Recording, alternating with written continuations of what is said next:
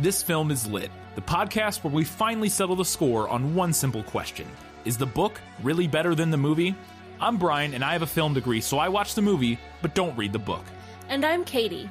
I have an English degree, so I do things the right way and read the book before we watch the movie. So prepare to be wowed by our expertise and charm as we dissect all of your favorite film adaptations and decide if the silver screen or the written word did it better. So turn it up, settle in, and get ready for spoilers, because this film is lit.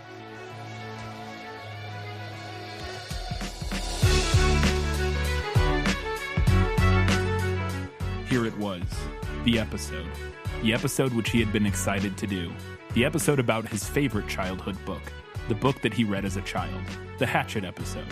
It's Hatchet, and this film is lit.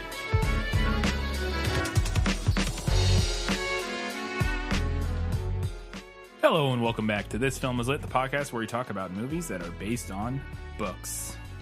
It is June 29th, which is my birthday. Mm-hmm. We're recording this, my birthday episode, on my birthday. So there you go. It is incredibly hot outside in many parts of the country. It's not even as hot here as it is. Not nearly as hot here as it is. And it's pretty warm here. It's pretty warm here, but it's usually pretty warm here this time of year. So it's not unusual. Not unusual. So we are talking about Hatchet this week. Hopefully you had a chance. A lot of people have probably read this as a child. Hopefully you got a chance to see the movie. We linked the YouTube link to it because it's not available to watch pretty much anywhere else. If you're listening to this episode down the line, you can, if you find our podcast and stumble across this episode years from now or something, you can search on YouTube for A Cry in the Wild Hatchet. You should be able to find the whole movie there. It's not the best quality, but it is there and it is watchable, but it was not available to stream anywhere. I bought the DVD for us to watch because it is available on Amazon, like the DVD. So if you want to watch it, that's where you can. If you didn't get a chance to watch it, we're going to get into our very first segment, which is Let Me Sum Up. Let me explain. No, there is too much. Let me sum up. So the movie and the book, pretty similar. Mm-hmm. Close enough that I think one summary will do it for this one. So here we go. Spoilers abound, but if you haven't read it, now you'll be caught up. Brian Robeson is a preteen boy flying to Canada to spend the summer with his father, who is freshly divorced from Brian's mother. During the flight, we find out that Brian is still coming to terms with this new living situation and still dealing with the complicated emotions related to his mother and the secret, which we ultimately come to find out is that Brian saw his mother cheating on his father with another man, and that ultimately this is why she asked for the divorce. Somewhere over the Canadian wilderness, the pilot of the bush plane that Brian is flying to Canada on suffers a major heart attack and dies. Brian then crash lands the plane on a small lake and must now fend for himself. He learns to build a shelter, start a fire, scavenge for food, hunt, fish, and deal with dangerous wildlife. Ultimately, after weeks in the woods, Brian is able to recover a survival pack from the downed airplane and activates a distress beacon, which leads to his rescue. Brian returns home a changed person, no longer the boy he was at the start of the summer. He has become a man. To some extent.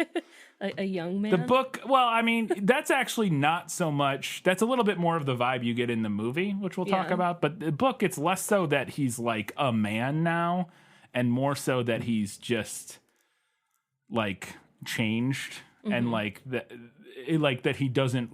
And it becomes a major thing in later books that he doesn't really fit in society anymore. Like that he's the wild man now. Yes, essentially. Is that the wilderness has sort of changed him in that regard, and he has a hard time sort of living in modern society. But yeah, the movie makes it a little cleaner to sort of like he's matured, he's a man now. But the book more follows in like a long literary tradition. Yes. Men who go into the wilderness and can no longer live in society. Absolutely. So we do not have a Guess Who this week because there's only like 3 characters in the movie, 4 maybe, and the book. There's a few more than that, but there are almost no descriptions. There's like one description of the pilot's hair, and that's like it. His mom doesn't get a description, his dad doesn't get a description, he doesn't get a description. You're not going to describe wildlife? I was going to say the only thing that really gets any sort of detailed description is the hatchet. But we will talk about that very, very shortly. In fact, right now in our second segment, was that in the book? Nicholas Flamel is the only known maker of the Philosopher's Stone. The what? Honestly, don't you two read? All right, so the first thing that I want to know is about the titular Hatchet. Yes. Not titular in the movie. Not titular in the movie, but for the book. For the book. He receives the hatchet as a gift from his mother in the movie. Mm-hmm. And I wanted to know if that was what happened in the book. Is it a gift from his mom? Yes, that is exactly what transpires. We get it in flashback in the movie, and we'll talk about the slight change in how things occur in the beginning. It's not major. It's basically the same. But yes, they go to they're driving to the airport, and she gives him this gift that is this little. It's a brown bag, and he opens it up, and it has this hatchet in it. And the whole scene plays out very similarly, including her like, "Oh, come on, put it on," and him kind of like, which is your next note here. The specific line where she asks him to put it on, and he's like, "Mom, I have some dignity." That line is not in the book, but he actually doesn't respond in terms of like saying anything to her, but the inner monologue we get of him is he's like embarrassed and he's like putting up with it because he loves her, but there's also, it's mixed with those complicated emotions of how he's like mad at her and stuff, but he also loves her, so he's pleasing her by doing this, and he ends up putting it on his belt for her, which ends up saving his life literally. Like, because it is her that asked him to put it on his belt, and if he had not, he would not have had the hatchet. He only has it because it's on his belt when the plane crashes. Strapped to his body. Yeah, and it's the only thing he has, and had he not done that, he would have died most likely. So yeah, but it plays out exactly the same, including her asking to put it on and him kind of like begrudgingly humoring her. And that segues into my next question really well, actually, because at the start of the movie, before we even know that there is any kind of secret or that anything has happened with his mom in the past, you can tell that he is not thrilled to be hanging out one-on-one with his mom. Yeah. So it doesn't really seem to relate to her very well. So I was wondering if that was also something from the book. Yes. So there are two main reasons that I get for that. One is that he's just in that age range. He's like 12 or 13. He's in that age range. Who likes hanging out with their parents at that age? You don't like your parents anymore because you're too cool for them. So he's in that age range. But then also, and more primarily, is the secret, which we will discuss in your next question. So when we first start to get an inkling of what this event was that bothers Brian so much. In the movie, I thought at first his mom was going to be an alcoholic. Because we see this flashback and they're like at a 4th of July party. Yeah. And she's making drinks with like a friend of hers, and she's like laughing wildly and like kind of spilling the drink. Well, they have a drink, but they're actually spraying lighter fluid on a... Are they? Yes, they're spraying lighter fluid on a grill is what they're doing. So that's regardless. Yes, you could read it either way. That scene read to me as like she was drunk, and I was like, okay, so maybe she's like drunk all the time, and this is like an issue that he has with her. But then we see later on that she has been cheating on his dad with this other guy, whose name or anything about him we never know. So is any of that from the book? Yeah, and that is what the secret is, which he refers to it as, which I don't ever think it comes up as the secret in the movie. No. Not that I recall. Again, we don't get a lot of inner monologue or him talking in the movie about this stuff, but it is referred to in the book several times as the secret, and we get a very similar slow burn reveal of it. But it is his mom cheating on his dad with some other guy, and it plays out similarly. He's in the book. The main difference, there's not like a party or anything. He just sees her. I think he's out shopping or something, and he sees her, and he actually calls this guy the station wagon guy because he sees her in this random station wagon with this guy. Okay. And then sees her kiss him or whatever, and is like, oh, realizes what's going on. So yeah, it's essentially the same thing. It's just a slightly different scenario where he finds out about it. Okay, so I have a quick follow-up question that's not in my notes. So he refers to it as the secret. Right. Which is the fact that his mom is cheating. This thing you're about to ask, I guarantee I know what it is, and it was something that I was a little confused about, but I think I know, so go ahead. But it's not a secret, right? Because his dad knows because they're divorced. I believe it actually is a secret. Or it may not be. It may. So here's the thing. I think it actually may be a secret. I think she asks for a divorce and the dad doesn't really know why. Oh, and so Brian okay. knows. That was not the she's vibe I got from yes, the movie. I agree. And that the same thing was a little confusing in the book. Like, well, he would know by now. Right. Like, because one of the things in the book that they talk about, and it even comes up again at the very end of the book, like, but as he's going to Canada, he's like thinking about working up the courage to tell his dad this secret. And then at the end of the book, he has this, he still, even after this whole ordeal and he meets up with his dad again, he still hasn't had the courage to tell his dad this secret that he knows. And I thought the same thing. Well, like, surely, I mean, they went through a divorce. He would know. Right. Like, you would think he would know this. She would have told him. Right. And now, I think you could read that several ways. One being, maybe it is a secret and he, like, she just divorced him and he has no idea why. And Brian is, this secret he has and knows the actual answer. I think the other way you could read it, especially now as an adult reading it, is that Brian thinks it's a secret. It's a secret to him. Like, he's the only one who saw this. He's not privy to the parents' conversations. So he thinks the dad doesn't know, but maybe the dad actually does know. And you would imagine ultimately over the course of a divorce, somehow this information would have come, you know what I mean? And so I think there could be actually the idea that Brian thinks of it as a secret because he doesn't know his dad knows, or who knows if he does. But like in his mind, his dad doesn't know. He knows this thing.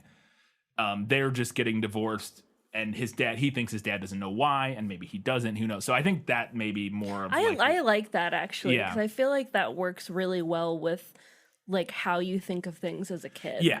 Yeah, and like I said, I only got that reading of it this time because I thought the same thing of like, well, it's not how would it be a secret? They're divorced. Like, what would have caused a divorce? And like I said, it is implied in the book from my memory that she's the one who instigated the divorce, not that he like found out and then got a divorce. Like, she instigated the divorce. So it's possible that the dad doesn't know and just doesn't know why she's divorcing him.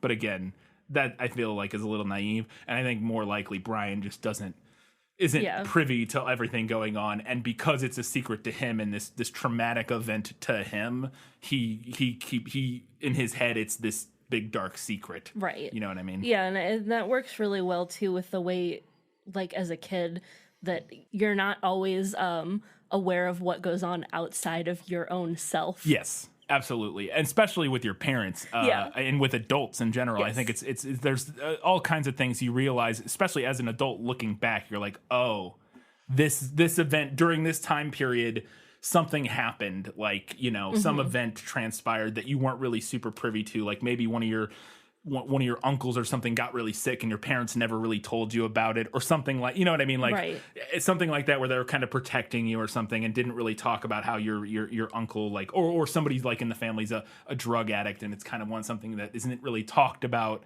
but people know, but as a child, you're just oblivious to it. You know what I mean? Like, I think it could be very, very similar to that. Yeah. So he's in the plane, flying to meet his dad in Canada. His dad works in like an oil field or something like that. I think that is what it is in the book, but I don't remember the exact detail, but yeah. So he's in like this little 2-seater with Ned Beatty, who plays the pilot. Is Ned Beatty. The only name in this movie, really. Hey, Jared, whatever the kid playing Brian, was in Honey, I Shrunk the Kids, so... I guess he was a name at the time, that's fair. I mean, not really. He wasn't even a main character in Honey, I Shrunk the Kids, but he was, in the main ensemble. And the pilot gives him, like, an impromptu flying lesson. Does that happen in the book? Yeah, the pilot does, and it's an interesting relationship dynamic that's captured pretty well in the movie, where at first he's kind of like gruff and standoffish, but then kind of warms up to Brian, and then like is never like friendly with him, but at least he's like kind of showing him how to fly the plane, and then being, kind of can tell that like Brian's like not in the best headspace and is like, hey, let me show you how to fly the plane. Like, here, grab the controls, do this. And that is what happens in the book, which is important for, less so in the movie. It still happens in the movie, which is important for the events to transpire eventually, because he does end up flying the plane for hours. Yes. In the book, it's not clear how long it is in the movie, but. So he gives him that flying lesson, and then our pilot has a heart attack, and he dies mid-flight. Yes. Which is just the worst bad luck I think you could ever have. So is that how Brian ends up alone in the wilderness, basically? It is exactly what happens. The pilot does suffer a heart attack in the plane. I have this, we'll talk about it now. I had this in better in the book because it is exactly what transpires. And and a lot of it happens very similarly in the movie, but it's more horrifying in the book than what comes across in the movie, in my opinion, especially when he does finally like die. In the movie, he just sort of shakes a little bit and then like lays back and is dead. Yeah. In the book, he has a couple lines, and also the buildup is a little bit longer, but similar, where we go back and forth between flashbacks and the pilot kind of being uncomfortable, which is one of the things that I thought the movie nailed a little bit, is that we get this like the pilot's like, oh, my arm, and then we like flashback and we learn a little bit about Brian's past. And then we come back to the plane and he shows him how to fly the plane. He's like, oh, I got indigestion. And then we you know what I mean? We kind of go back and forth. And the movie does that as well a little bit, which I think really helps build, the tension in the book. But he does eventually have a heart attack. And the line that's not in the movie that I was disappointed because it's one of those lines. It's like, I remember really sticking in my head as a kid, is the pilot, like right as he's about to die, like when he has like the massive part of the heart attack. I don't know how it works. He says, oh God, my chest is coming apart. Uh-huh. And then Brian thinks to himself, and then we get the line in the book, and Brian knew now. Like he immediately realizes in that moment when he's having a heart attack, like he realizes when the pilot says that, because it like before that, he's not really sure like what's going on. Because again, the pilot's just sort of like uncomfortable. And one of the other things that's in the book that's not in the movie, at least not that I recall, maybe it is, maybe he like holds his nose at one point, but like the pilot has like really bad gas, and it's mentioned several times in the book throughout the, like as they're flying, and he's like, God, what is wrong with this pilot, like, and that sort of thing. He's like, why is he keeps farting, like he's like not sure what's going on. But yeah, as soon as the pilot says, oh God, my chest is coming apart, and Brian knew now, and he's like, oh fuck, and then the pilot dies essentially. So yeah, it plays out pretty much the same. And then the other thing that happens that I looked for in the movie but didn't happen because it was something that always stuck with me in the book when I read it, is after the pilot's dead and they're flying, like they hit some turbulence, and there's a line describing the pilot's head lolling around in the turbulence. Yeah. And I always found that very like disturbing as a child. And there isn't a moment in the movie where you see that happen, at least not that I recall. So disappointed in that. But overall, the scene is very similar. Do you get gassy when you're going to have a heart attack? Is that a thing? I believe, like, there are a bunch of symptoms, I believe, that can be part of having, like, a massive aortic dissection or whatever. And it can include, like, yeah. So in the movie, it seems like they kind of just like drift around, and like he manages to like keep the plane up, and like drifts around until they run out of gas, and then they like nosedive into the lake. Yeah. Is that what happens in the book? It's close again, but this is another one that I had in the book was better because specifically he keeps flying. And he does so initially with the intention and the hope that, like, he'll get somewhere. Like, he'll come across a place or be able to, like, he'll find a city or something be able to get somebody on the radar. Or initially he gets on the radio and is trying to talk to somebody. And then when he loses signal, he's like, well, I'll just keep flying. Hopefully I can get somebody and maybe they can tell me what to do. Because he doesn't know what to do. He's just like, I'm just going to keep flying, I guess. And then eventually the plane does run out of gas. In the book, though, there's some very distinct things that happen that the movie does not capture. One of them is that when it runs out of gas, the way the sound cuts out.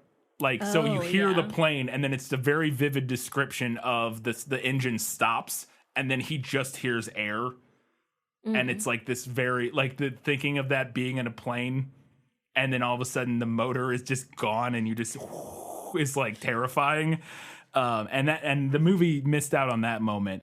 And then the other thing he does is he's thinking, because we're in his head, we're hearing him kind of think through what he's going to do when the plane runs out of gas. He's like, all right, I gotta look for a lake. That's like the only, if I crash into trees, I'm just gonna die. He's like, the lake's like really the only chance I have.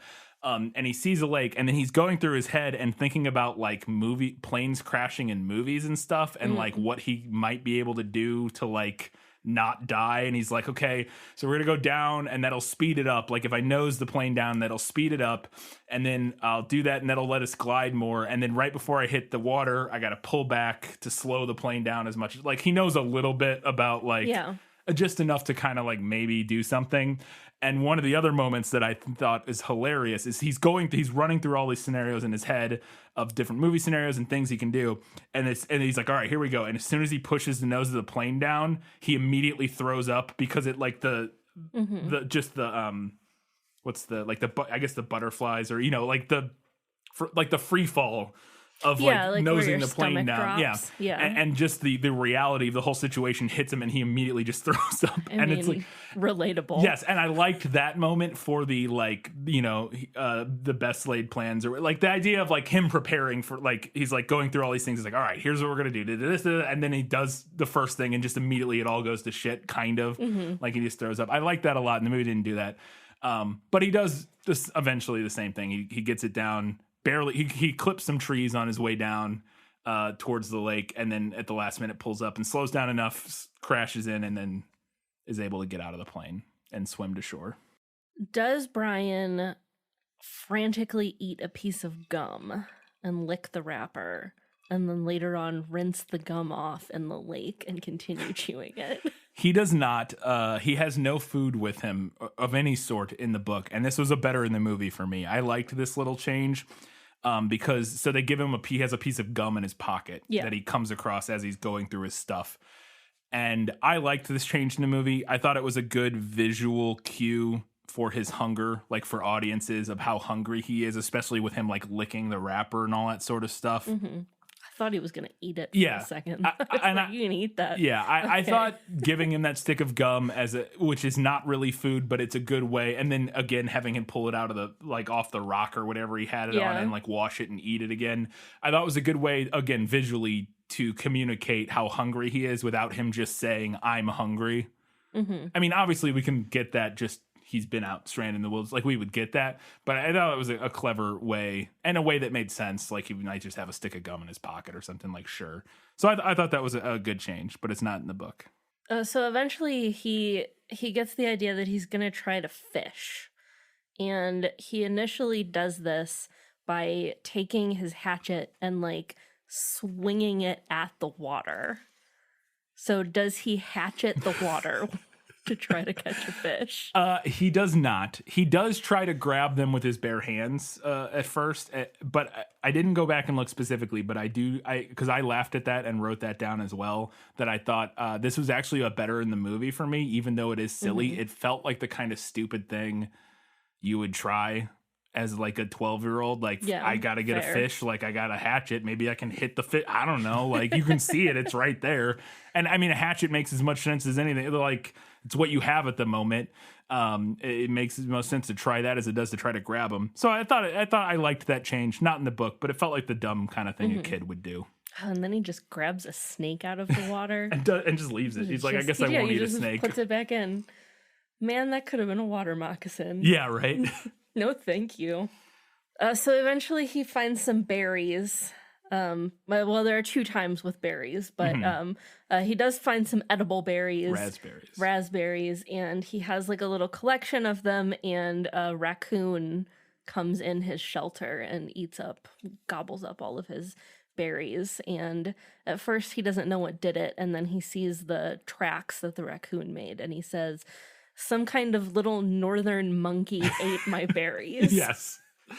This was better in the book, or better in the movie for me, because that line is great. It's not happened in the book. He actually does not have any encounters with raccoons in this book. He might in other ones. He has encounters with tons of other animals, but not raccoons. So he does not. Something else does eat some of his food at some point, which isn't in the movie. But we can talk about that later. But yeah, no raccoons, and that line is not in the book, but I liked that line. It was a good ad. Eventually, he does get hungry enough and get up the courage to start eating grubs and worms. Yes. And the first time that we see him do this, he picks up a grub and he rolls it up in a leaf before trying to eat it. So I was curious if in the book he also rolled himself a grub joint. He does not. He does not eat any bugs in the book, in this book again. But he does. I thought that was a fun change. Again, this is a better in the movie for me. I thought this made a lot of sense, like finding grubs and eating them. I thought it was funny that he I called it. I thought it looked like he was making like sushi out of the grubs, which he actually calls them sushi in the movie later. After that first time, he does say sushi or something like that. Yeah. And it reminded me of like wrapping fish in like seaweed or something. But it's not in the book. He never tries bugs, which I thought was dumb. Like it seemed like a natural progression. Seems like, I mean, it's protein. To be fair, he finds turtle eggs in the movie, and those are his. In the book, he finds turtle eggs, and that's his early protein before he's able to like hunt or anything. So they just transpose that. Makes sense. I like because especially for the movie, not having to deal with the turtle and the turtle eggs and. Because the way he finds the turtle eggs in the book is he like hears the turtle one night, like he's sleeping, and he hears something like sliding around outside, and he's like, "What is that?" He can't tell what it is, and then he goes out and he finds this little like sand pile, and he's like, and sees tracks from the lake to the pile, and he's like, "What is that?" And like he doesn't realize what it is. He's like, and he sits there and he trying to figure out like what the heck was that? Like what was doing this? And then he starts digging it up and realizes, oh, it was eggs. And he ends up with like a dozen turtle eggs, and he eats those. Those are his like early source of protein after the berries. I think the grub makes just as much sense, and it's also I think it makes more sense. I have more about it later. I just think it makes a lot of sense, and it also makes it easier for the movie not having to deal with the whole turtle situation. So. Right. So eventually he figures out how he's going to start a fire, but he needs like some kindling. So what he does is he takes his paper money out of his wallet and tears it up to try to start a fire, but then it doesn't even work. Yep. He can't start a fire with it. Yes, that is exactly what happens. He has a $20 bill in his wallet or in his pocket that his mom gave him for in case he got, and it's really funny, and I wish they had maybe figured out a way to work this in, but it's a very like ironic moment where he recall as he's going through his stuff and he sees the $20 bill, he recalls that his mom gave it to him and said to get food in case you get stranded in an airport somewhere, which is a nice little in case of an emergency. A fun little line. But he does try to tear it up and burn it, and it does not work. The fire building scene happens very similarly in the book. I have this better in the book strictly because it's more involved than the movie. He goes straight from like wood to the $20 bill, and then he picks some grass, and the grass works. He goes through more like trial and error in the book that feels more realistic, and ultimately lands on willow bark, which is and like he has to like spend hours shredding willow bark into like really fine like almost like papery, cottony kind of like fibers, and that's what he's able to finally get to catch with the sparks. And I preferred that because it felt more realistic. The grass, it might work. The way he did it might work. But also the way we see it in the movie, it's very clear that something else lit the thing. He was like, there's some grass there, and he like sprays some sparks at it, and then it just starts going like crazy. Much more trial and error in the book. He has to figure out to blow on it. Like he doesn't even think, like he gets the sparks going for a second, and they go out, and he's like, well, what the heck? He keeps doing it and can't get him to like ignite. He's like, what? And then he realizes and thinks through. It's like, oh, they need air, and he starts blowing on them and all that sort of stuff. And so I think the movie or the book version is just a little more realistic, but it's pretty similar. And he does try to burn his $20 bill. I did want to go back to the last one. The other note I had about why I liked him trying to eat grubs in the movie is because of how he finds them. Felt very true to like how Brian operates in the book, is that in the movie he sees the bear like digging through this stump and like eating stuff out of it, and he's like watching him, and then goes and like investigates, which is Brian's character in the book is very he has very few survival skills, which we'll talk about in a second. but he doesn't have like any survival training, but he's very observant and like thinks things through very like he like thinks things through very step by step and problem solves in a way that is really interesting. And it does remind me of Katniss a little bit, honestly. These books, there's a lot of similarities, and we'll talk about that, especially in my final verdict. I have a part about it. But I did like that he sees the bear doing it, and then it's like, okay. Because that's how he discovers a lot of things in the books, is like seeing something and then like sussing it out and putting two and two together and then benefiting from that. So I liked that the movie did that. So up to this point, Brian has been in the movie, Brian has been covering himself in mud to keep the swarms of mosquitoes from being able to get to his skin.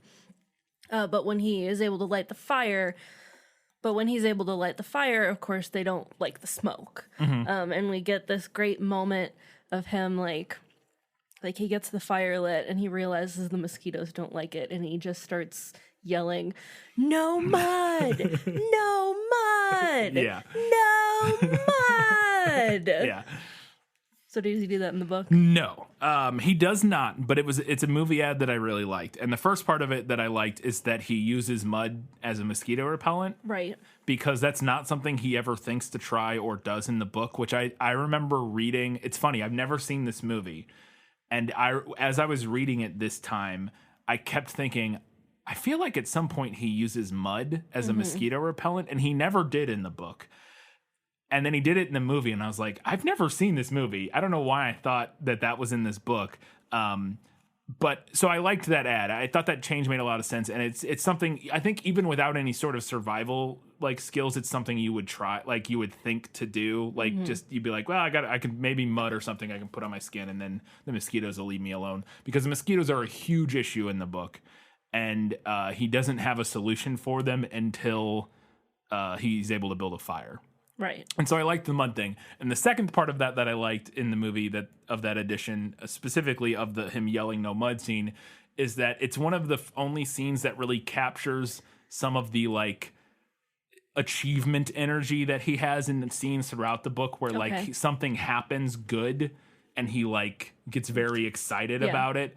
It doesn't happen a ton in the movie, but it happens like, I don't know, a handful of times, like a half dozen times over the course of the book, where he'll like when he first builds a fire and blah, blah, blah, these other things, where he gets really psyched up and amped up. And I liked that scene for that, kind of capturing that from the book, even though it's not a direct one-to-one scene.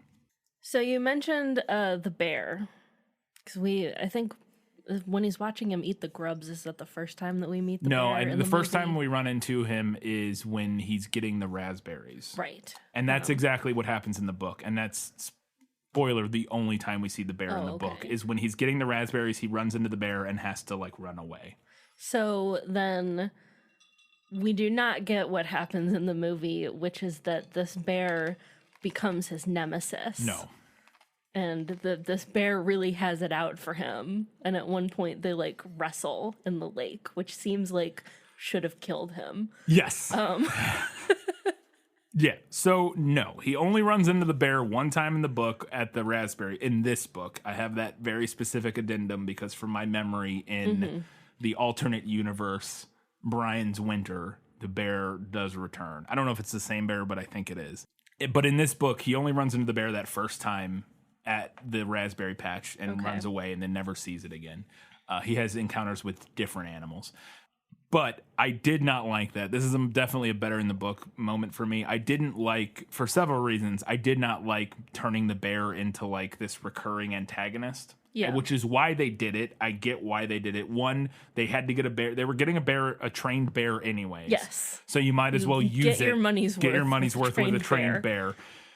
Two, giving him like a recurring nemesis as opposed to like, again, in the book, which we'll discuss, it's a different animal every time that's causing him issues. Nature is the antagonist. And that's what I like about the book, and one of the reasons that I prefer the book in this regard is that it's not one asshole animal. It's just all of nature wants to murder him. Like, not really, like, but you know, like all of nature does not give a shit about him and is coming down on him. And it's not just this one bear with a grudge. Like, Right. it's, yeah. Right. And we do find out later, like, what the bear's problem was. Yes. But, like, initially when the bear started, like, the bear was, like, actively going after him. Yeah. And I was like, I was over on Google, like, are bears territorial? Yes. And they're not. And they're not even, and when, the thing we find out is that she has cubs. Right. But even then, she's never with the cubs. It Yeah, we seems don't see the cubs she's till just later. harassing him. It seems very strange. It seems unbear-like behavior, in Yes. particular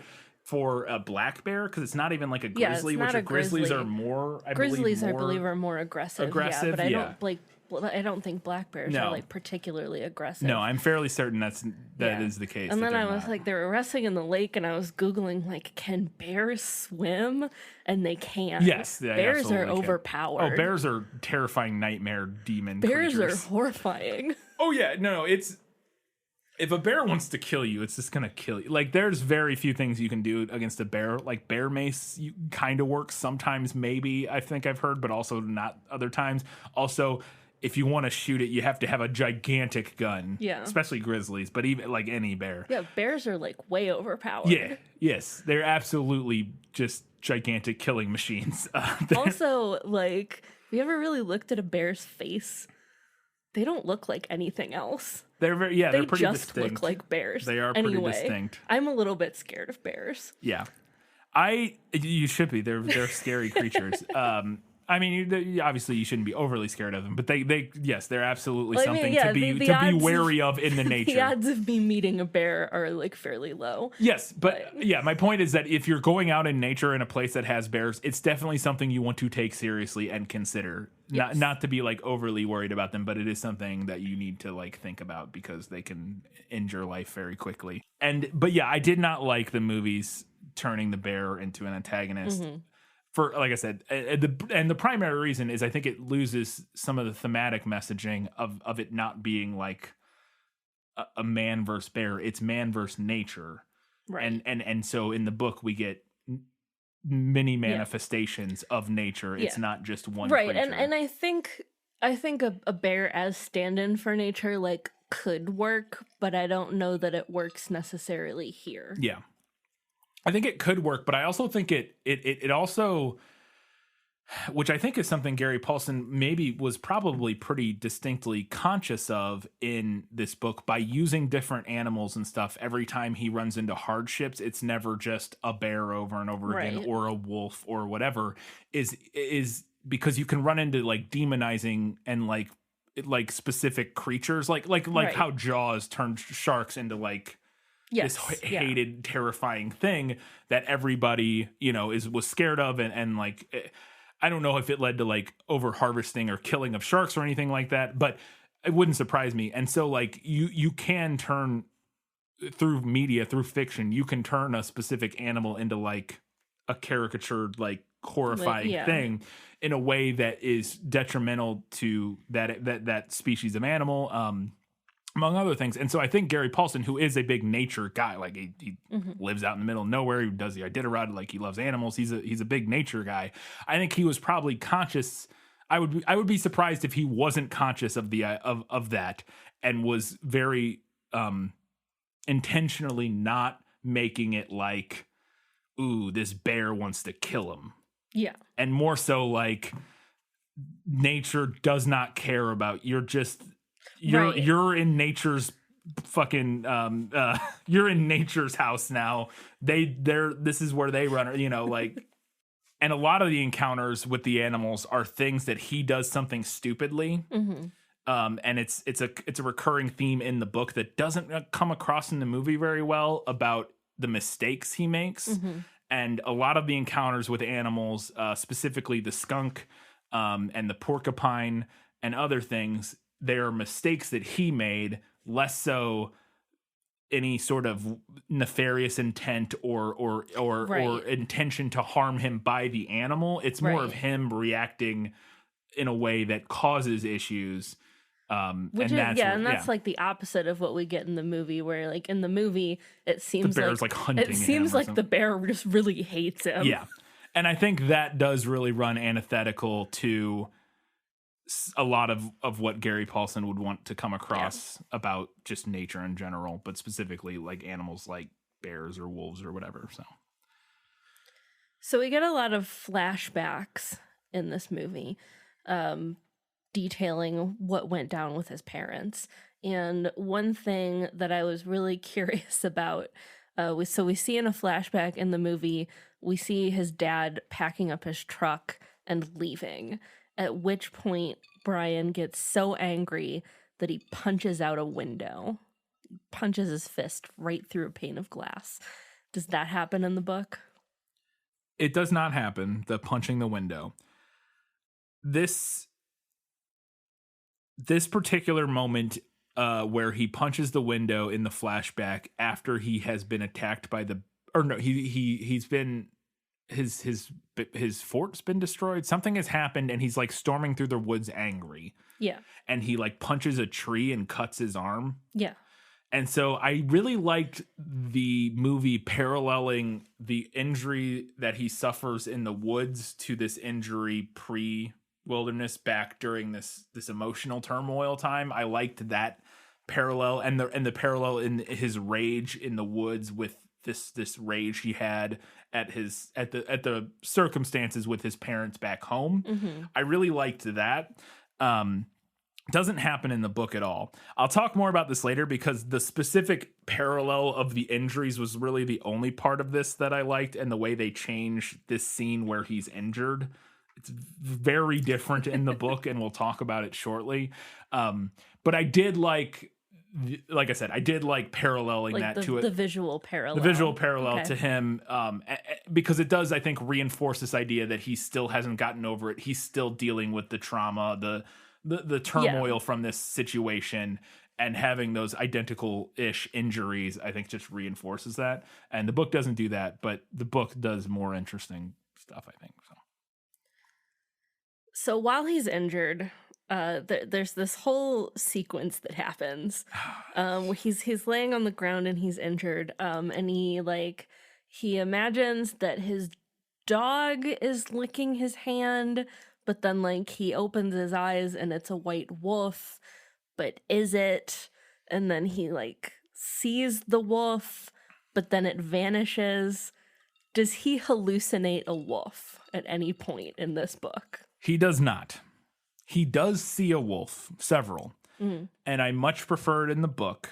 So, and this is something I'll talk about better in the book shortly. There's a time jump in the book that doesn't really come across in the movie, in my opinion. It's in the movie kind of, but it's more montaged through. Yeah. Whereas the time jump in the book is more it's a end of a chapter, start of a chapter. We are now weeks later. Okay. But we then do after the time jump get some flashbacks to stuff that has occurred over those weeks, but it's a pure time jump. It's not a montage. In the movie, it's more of a montage, and eventually we get to the 40th day or whatever. Much prefer it in the book. I'll talk more about that in a second.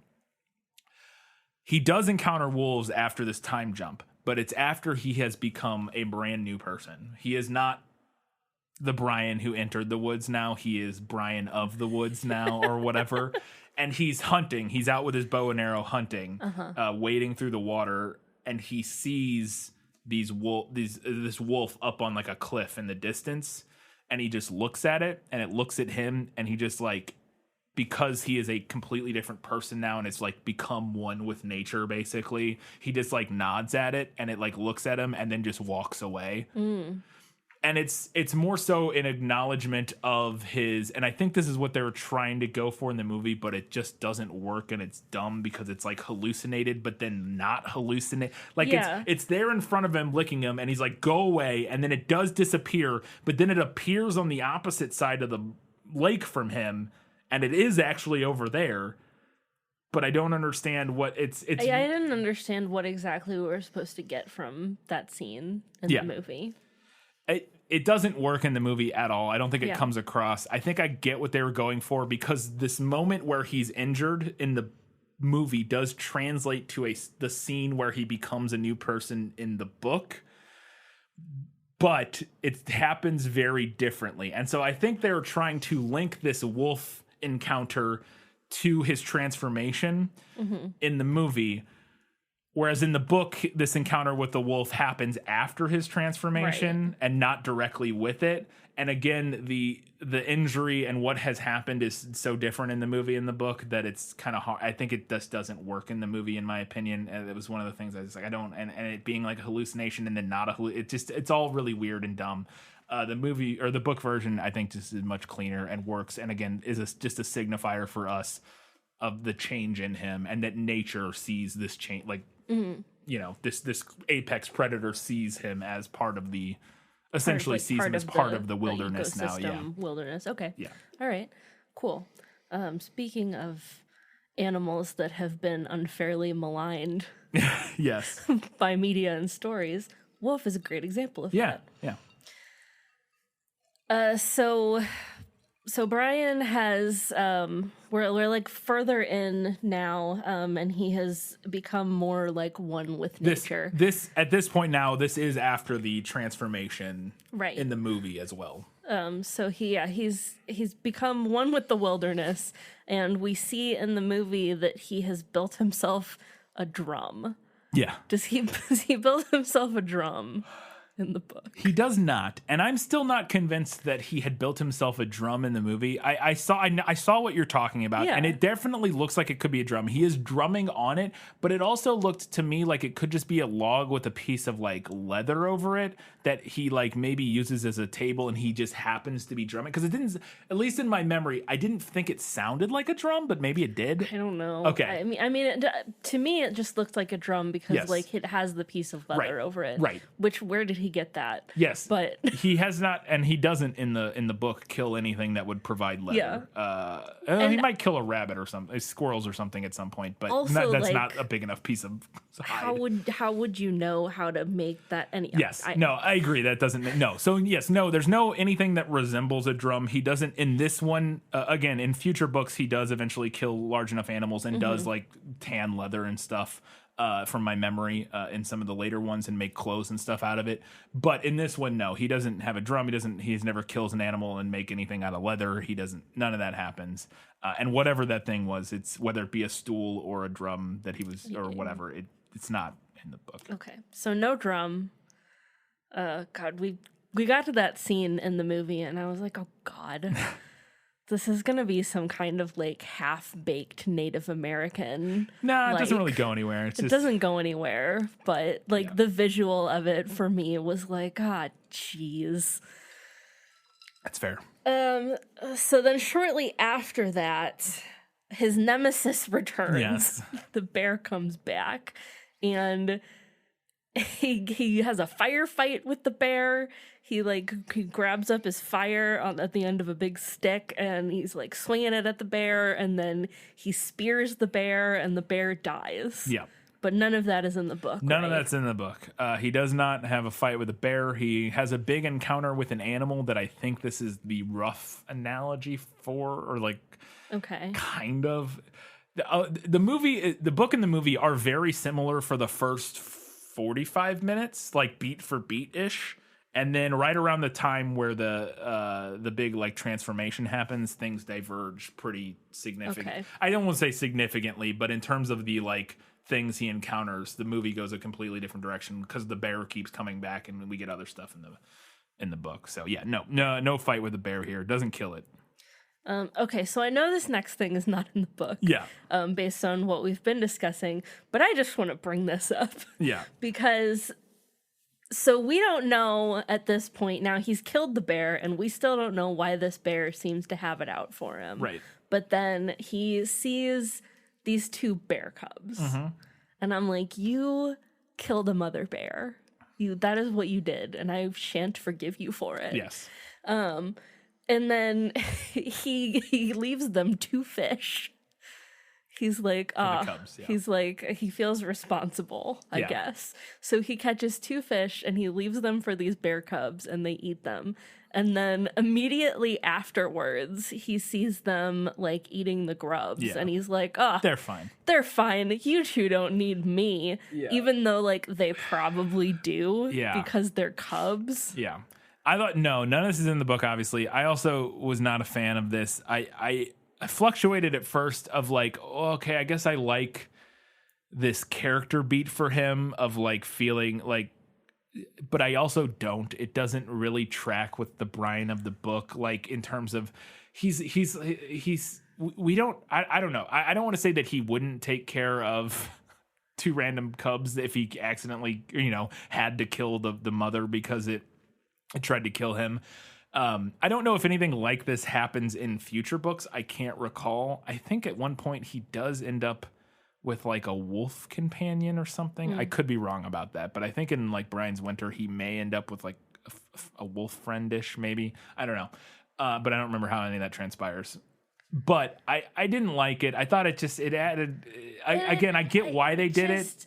I honestly would have rather that they just left whatever this bear's problem was a mystery. Yeah. Because then like they introduce these 2 bear cubs and then immediately take that problem away. Yeah. And because at first I was like, there's no way he can catch enough fish to support these 2 bear cubs. This is not going to work. But then the movie just immediately undoes it. And that's the problem. So it all, I think what happened here, and this is why the second half of this movie doesn't work as well as the first half, in my opinion, is I think what happened was, like we said, I think you can kind of bring it all back to, okay, the bear. Mm-hmm. We get the bear. Now we got to use the bear. Right. All right. So we got to keep having the bears get and just character. for movie narrative purposes, having a recurring villain feels more, traditional kind of thing. So then they're like, all right, so we have to have the bear keep coming back. So then we're gonna have him kill the bear, but then.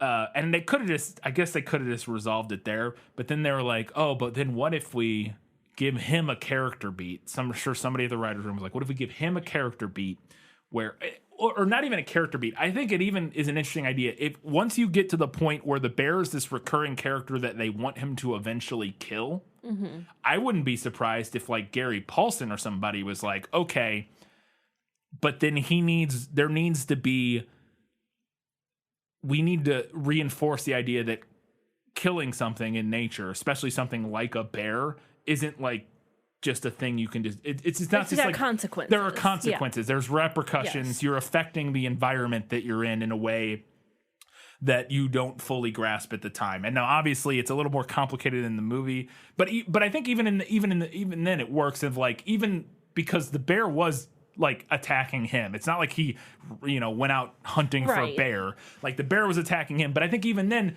it still works that like somebody was like, okay, we still want to get the message that like there are, even in a survival situation, even if you're killing something because it's trying to kill you, things are complicated. Things are messy. It's not as simple as, oh, the bear was trying to kill me, killed it, done. Oh, surprise, it has cubs. I think there's an interesting like idea there of the sort of circle of life. It's an interesting idea. But then I agree that the movie just like, we don't want to deal with this. Oh, look, they're eating grubs. They're fine. Like they'll eat, The movie didn't want to actually follow that the rest of the way and figure out what to do with it. So they're just like, Andy, and he's like, we'll just have him go, oh, look, they're eating grubs. I'm sure they're fine now. No. Those 2 bear cubs died. Most likely. I hope you feel good about it, you mulleted bastard. So eventually the plane, which sank in the lake when he crash landed it, but eventually the plane like resurfaces. He sees it sticking out of the water. So he's like, I'm going to go see if I can get into there. The survival pack. Get the survival pack. Yeah. But when he goes in, he sees the horrifying wormy corpse of the pilot. Do we get that in the book? Yes. I have this in Better in the Book. It's a combination Better in the Book and the movie nailed it because, in my opinion, what's described in the book is a little bit creepier than what we get in the movie, but the movie version is still creepy and like the movie version captures it mostly. The slight change is that in the book, it's been almost 2 months, and the fish he's a skeleton. He's Yeah. like he's a skeleton fish with will like go to town a on bit him. of chunks of flesh hanging off his bones. So it's like a creepy skeleton with meat on its bones, as opposed to like mostly just the dude with Yeah. like his eyeball eaten or something. Yeah. I think they're both creepy in their own way. It's not a major difference, but I think the book, like having that skeleton, is slightly creepier than the movie. But it's pretty close. Shoot, I think I'd rather run into a skeleton than a corpse. I guess that's fair. Yeah. I mean, I could see it argued either way, honestly, because Yeah. some people might be like, I'd actually rather see a skeleton. Yeah. But in the book, it's a skeleton that is like he's still juicy. Like it's not Ew. Gross. it's not that's from the Mummy. It's when they find I know. Ema. Okay. Yeah. Yeah. But it's not like just a skeleton, because I agree if it was, but like it's a skeleton with like, some stuff on it still, which is and maybe arguably worse than like just a body. I don't know. Either way. But he does get the rescue pack, and he finds the radio. He turns on the distress beacon, which I did not get initially. I thought he just like set the radio aside. I was like, what are you doing? You need to use that. But he does the distress beacon, and a rescue pilot shows up. Another guy flies in and lands, and Brian asks if he wants something to eat. Does he ask the rescue pilot if he wants something to eat in the book? Yes, he does. That was a note that I was specifically looking out for in the movie, because I like that a lot in the book. The exact same thing happens. He gets the pack. He finds the transmitter. In the book, he thinks it doesn't work, and I guess you could read the same thing in the movie. Mm-hmm. Like in the book, he like messes with it and is like, "Man, it seems like it's dead," or like because he flips the switch or something and doesn't make any noise or do anything, and he's like, I guess the water got to it or something like that. So he just sets it aside. But it is active, and that's ultimately what saves him. But he decides to have a feast because he's got all this food now, and he's like, all right, I gotta ration this out, but I'm gonna have a feast tonight because I got all this food.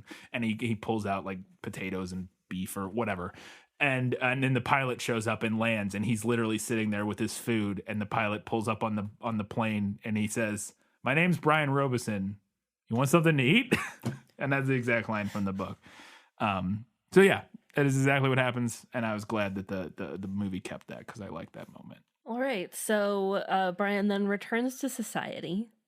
We see him in the grocery store, and then it's Thanksgiving. He's wearing a black turtleneck. He's got his mullet. He looks like The Rock in that one picture. And then he has a nice... He looks exactly like The Rock in that one picture. Exactly like The Rock. Wild. All he's missing is the chain and the fanny pack. We don't get a shot of waist down, so he could be wearing a fanny pack down there. Yeah. Does he have a nice Thanksgiving dinner with his mother's lover in the book? He does not, and this was actually a better in the movie change for me. We get a little epilogue that's like 3 pages, very short epilogue in the book after he gets rescued. And it discusses the relationship that he, like, for a week after he's found, he thinks, like, oh, maybe my parents will get back together, because everybody's just so happy he's alive, and like that energy for a week or so, they're like all together, and he's like, maybe, and then ultimately they just split back up and that sort of thing. And he does mention that she keeps dating station wagon guy. But he never discusses in the epilogue whether like what his interaction with that guy is like now or anything. And I did like the movie's change of having the part of his growth be that he's able to get past that and be a little bit more of an adult and handle this situation, as they have like dinner together in a more mature way. Yeah. I liked that change. It's not so, like I said, it's not really anything that's addressed. And in fact, the book, you would get the vibe that it's actually, because he still calls him the station wagon guy and not like a name or anything like that, or even just something as simple as like my mom's boyfriend or anything. I think there's an implication in the book that he still harbors those resentments. Like he's not quite over it. And I did like the movie kind of giving him a more resolved sort of character growth moment with his mom and with her boyfriend, that sort of thing. So my last question, I thought I was all out of questions, but then the movie, right before the end credits roll, we popped back to the wilderness, and we see the tree where he carved the word home on it, and we see his hatchet sticking in the side of that tree right by it. Did he leave his hatchet behind in the wilderness? In the book, no. At least we don't know. I assume no. There's no. It's not mentioned one way or another. Like we the last thing we get in the book is the pilot showing up, and then we cut to him being home. Like, so we don't discuss like what he took, what he did, whatever. So my thinking would be that no, he took the hatchet with him. I'm sure. I doubt he left it there. So two things on this. One, I had this in better in the movie because I did like visually that little last moment of pulling over to the home carved into the thing, and then the hatchet stuck there. I thought it was just a nice little visual thing. Like, it again, thinking on it, and him leaving the hatchet there doesn't make a lot of sense, but whatever. I liked it. I thought it was cool. But two, in the book, also in the movie, I didn't need the Henry David Thoreau quote over that. Like, just, who does? Like, just leave us on that image. We don't need a Thoreau quote there. Why? I thought that was stupid.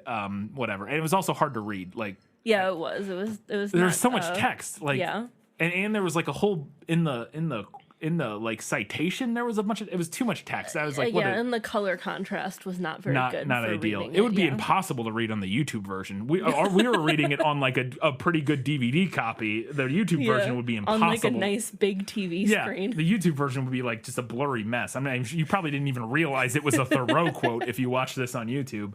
But yeah, I didn't need that. But the image was nice. But then the other thing that I thought was interesting is that in the book, it's actually mentioned that he doesn't go back, but a bunch of like reporters and stuff and news people and people obviously interested in this story go up and they like document the campsite. They take pictures, they shoot video. Interesting. And so there's also this guy who intends to like write a book about him and about the whole thing, but it ends up going nowhere. And there's a little like, it's like one paragraph describing sort of that aftermath. And so I guess it's possible that he could have left it there. I don't know. But yeah, I like it in the movie. It's not what happens in the book. He takes the hatchet, I'm guessing, with him. I actually would know, but you would know by reading The River, right? Whether or not he took it. Because in The River it's a continuation of this. But I think he probably took it with him. Would be my guess. I mean, I don't want him to be without his hatchet. What if something else happens? Yeah. All right, that was it for Was That in the Book? We've got a few questions in Lost in Adaptation. Just show me the way to get out of here, and I'll be on my way. Was it lost? Yes, and I want to get unlost as soon as possible. So I've got a couple kind of big questions here. Yeah. My first one being, I want to know what Brian's demeanor is like, because I feel like he approached this whole situation in a manner that was much more blasé than I would have. But then I was like, maybe he's just not that good of an actor. I don't know. It is kind of a huge acting challenge for this one kid. Yeah. But I just feel like he was very like blasé about the whole thing in the movie. So this is definitely a major weakness of the film. One of my big weaknesses of the film. And it's something I noticed too and made a note of very early on of how his demeanor and how he was reacting to the situation did not match the book. Not that I think they capture some quirks of his personality in that he does have kind of a fun, like an odd sense of humor at times, that I think that's what they took and like cranked up to 11 and turned him into like this. He's just sort of like, seems like he's having a grand old time surviving in the wilderness. Yeah, sometimes it really does seem like that in the movie. And in the book, even up until there are moments of victory and success and like happiness while he's surviving, but they are deeply fleeting and marked and scarce, and in fact most of the time he's miserable. And like I said, I think it's a big weakness of the film, and it reminded me of the Hunger Games. What we discussed in the Hunger Games episode is that I think this movie lacks the desperation and the despair and the brutality of the book in the same way that the Hunger Games did.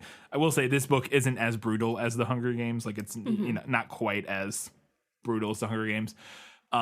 But the movie didn't, even still, the movie didn't come close to matching, again, the despair and the darkness that Brian goes through while surviving in the wilderness by himself as a 12-year-old.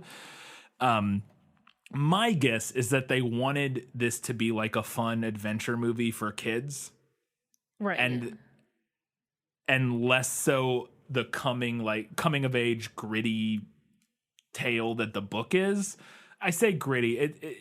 It's not like overly gritty. Again, it's not but for a kid's book. For a kid's book, which this is. This is not even YA. This is literally like a children's book. I just think they decided, let's make it much more of a fun adventure movie. And so he's going to be having a lot more, like his demeanor is going to be a lot more positive. He's going to be having a lot more fun than what he is in the book. Mm-hmm. And I think that's to the detriment of the story. Because his demeanor was so positive at some points.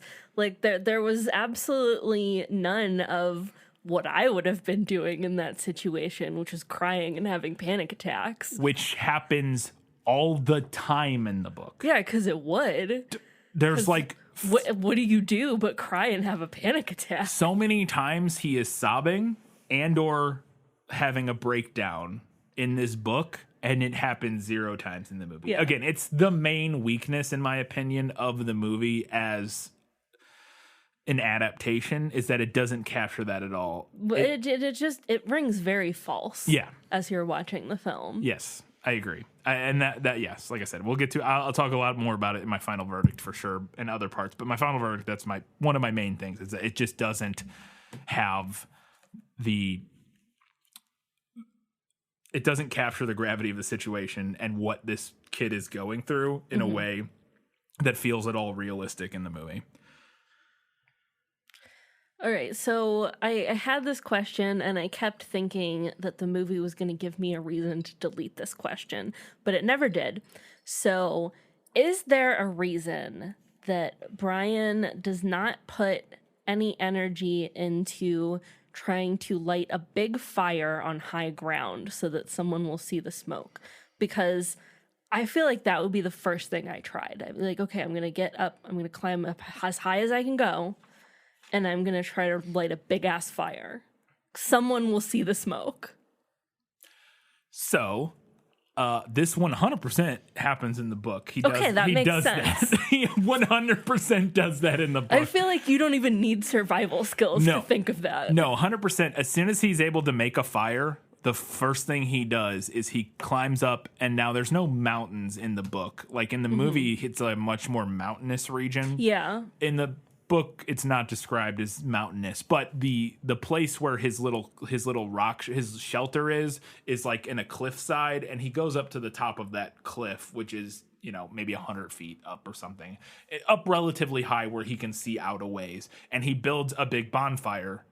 Yeah. Or he doesn't light it. He builds a big bonfire and leaves it there, and is like, if I ever hear a plane, I'm lighting this fire. Yeah. It's a signal of a plane. 100% he does that in the book. It's definitely a note I had for better in the book. I'll talk about it here. That's the big thing. This is the big catalyst, is actually this event, the failed signal fire. So in the movie, he gets attacked by the bear, and then he's angry, or his stuff all gets I think he gets attacked by the bear, and his shelter gets destroyed or something. Yeah. Or is it the raccoon? It's not the raccoon eating his berries. Or is it when there's the storm? It's before the storm. The storm's at the very end. It's the bear does something, and that's why it's confusing to me, is because it's so different than what happens in the book. I'm having a hard time placing when that, like the moment in the movie where he cuts his arm in the woods and then lays there and the wolf licks him.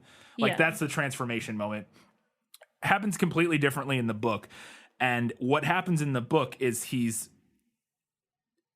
he's literally out hunting, and he doesn't realize he hears a plane, and then by the time he realizes, he's like, oh shit, that's a plane, and he runs back to light his fire, and he doesn't get there in time. Oh, okay. And he gets it lit, but the plane is gone. Yeah. And that's the event that catalyzes his transformation. Okay. That's the big moment. And we'll talk about more of that very shortly here. I think it's really dumb of the movie to have left that out. It's such a pivotal moment in the book. Like I said, it's the moment that changes him. And we'll talk about why and what happens with that event here. Like I said, better in the book in just a second. But I don't know why the movie would have left that out. Well, to not have him try that at all, to me, it's such a no-brainer that the whole entire movie, I was like, why isn't he trying to light a signal fire? Yeah. Like, it was so distracting. Yes. It is distracting, and it's dumb because it's something he does in the book. So... Okay, so my next giant nitpick with this movie was that I felt like Brian very suddenly got very adept at survival. So I want to know, what his progression was like in the book. Because in the movie, I felt like he went from 0 survival skills to, making his own tools. And... obviously, I've never read this book. I knew what the premise was, and I always thought that in the book he must have been he must have been a Boy Scout or had some kind of initial knowledge or skill set in order to be able to survive by himself in the Canadian wilderness for however long.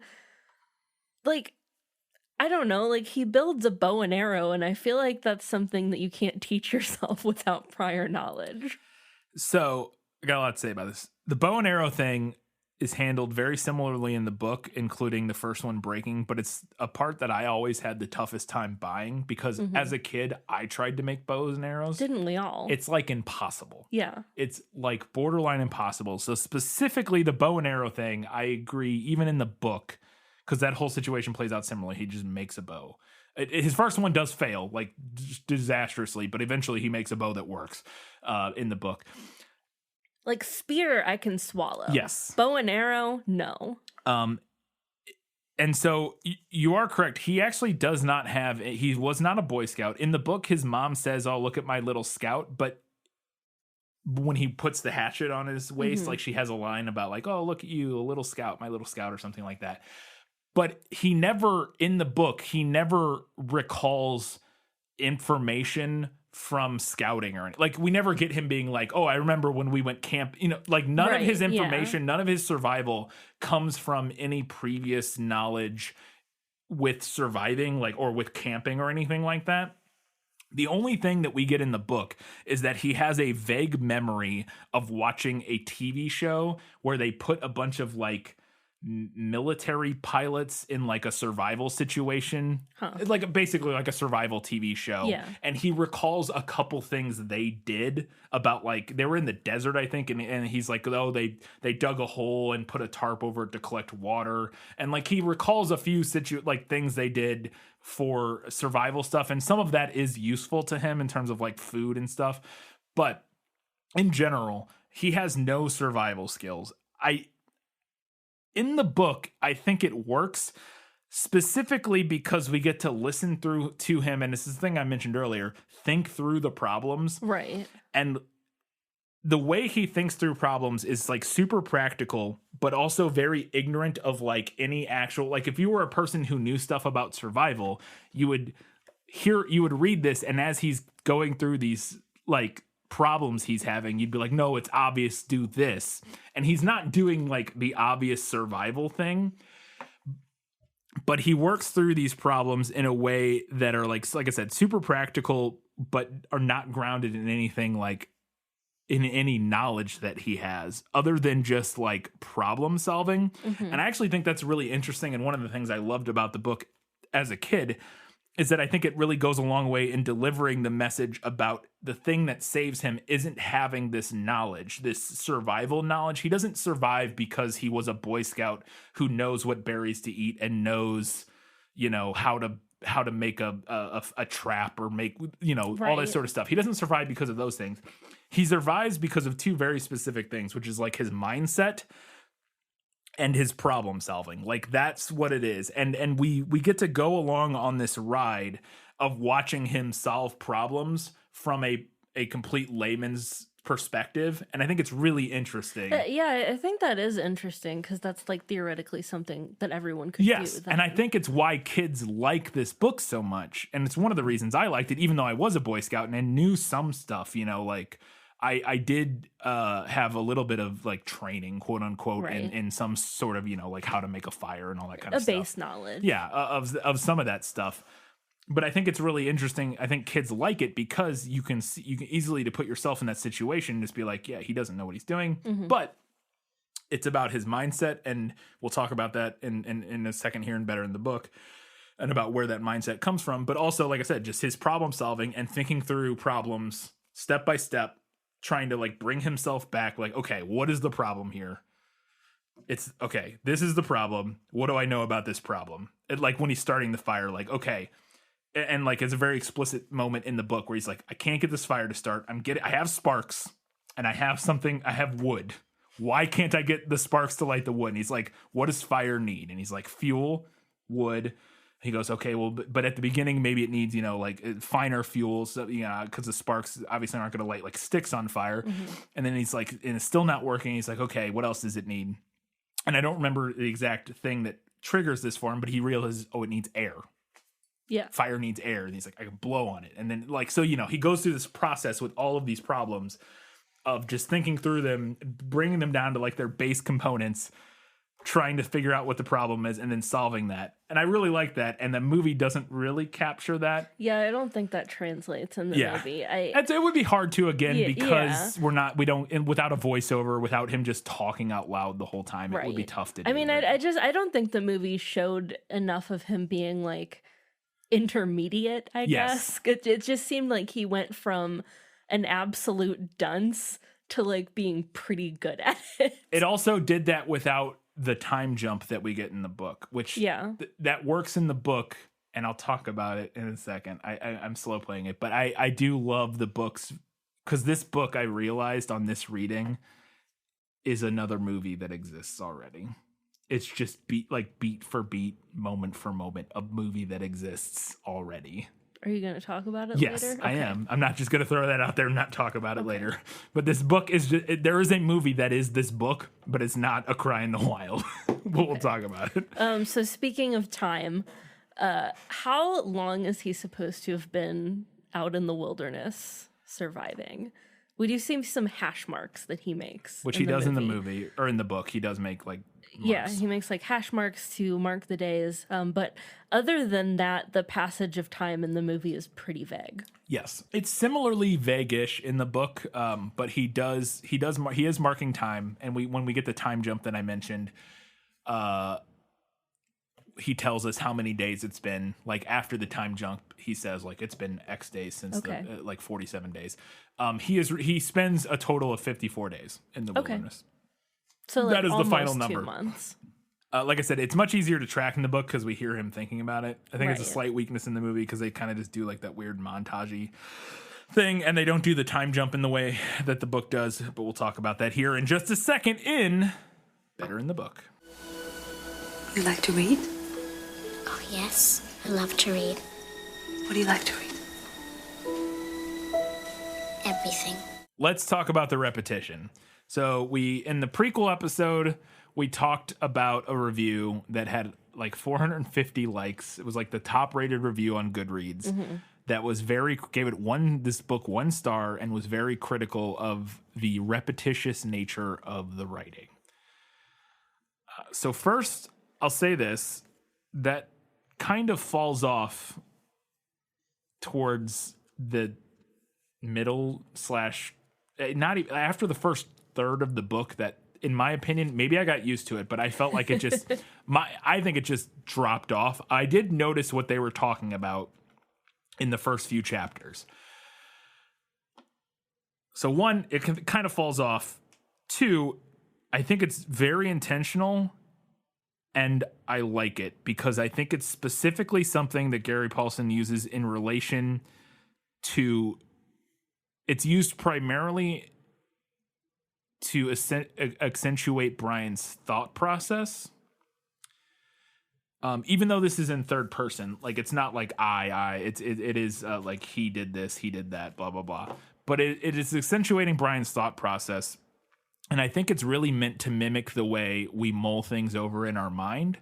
And in particular, something we did a lot when we like the way that kids think.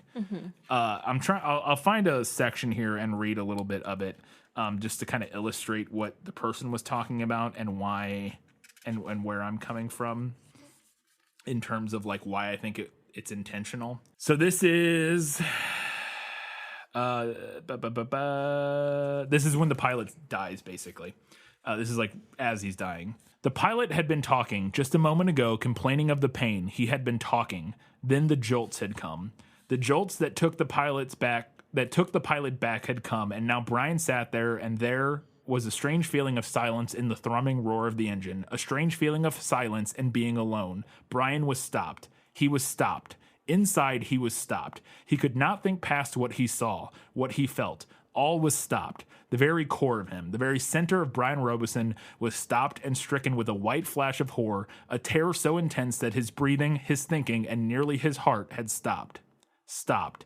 Seconds passed, seconds that became all of his life, and he began to know that what he was seeing, began to understand what he saw, and what was worse, so much worse, that he wanted to make his mind freeze again. He was sitting in a bush plane roaring 7,000 feet above the northern wilderness with a pilot who had suffered a massive heart attack and who was either dead or in something close to a coma. He was alone. In the roaring plane with no pilot, he was alone. Alone. So, it's very repetitive. Yes.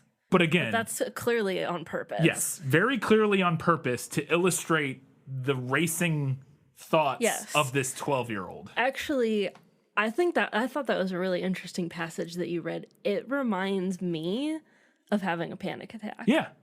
Because, and now obviously a panic attack, that's something that is different for different people. Right.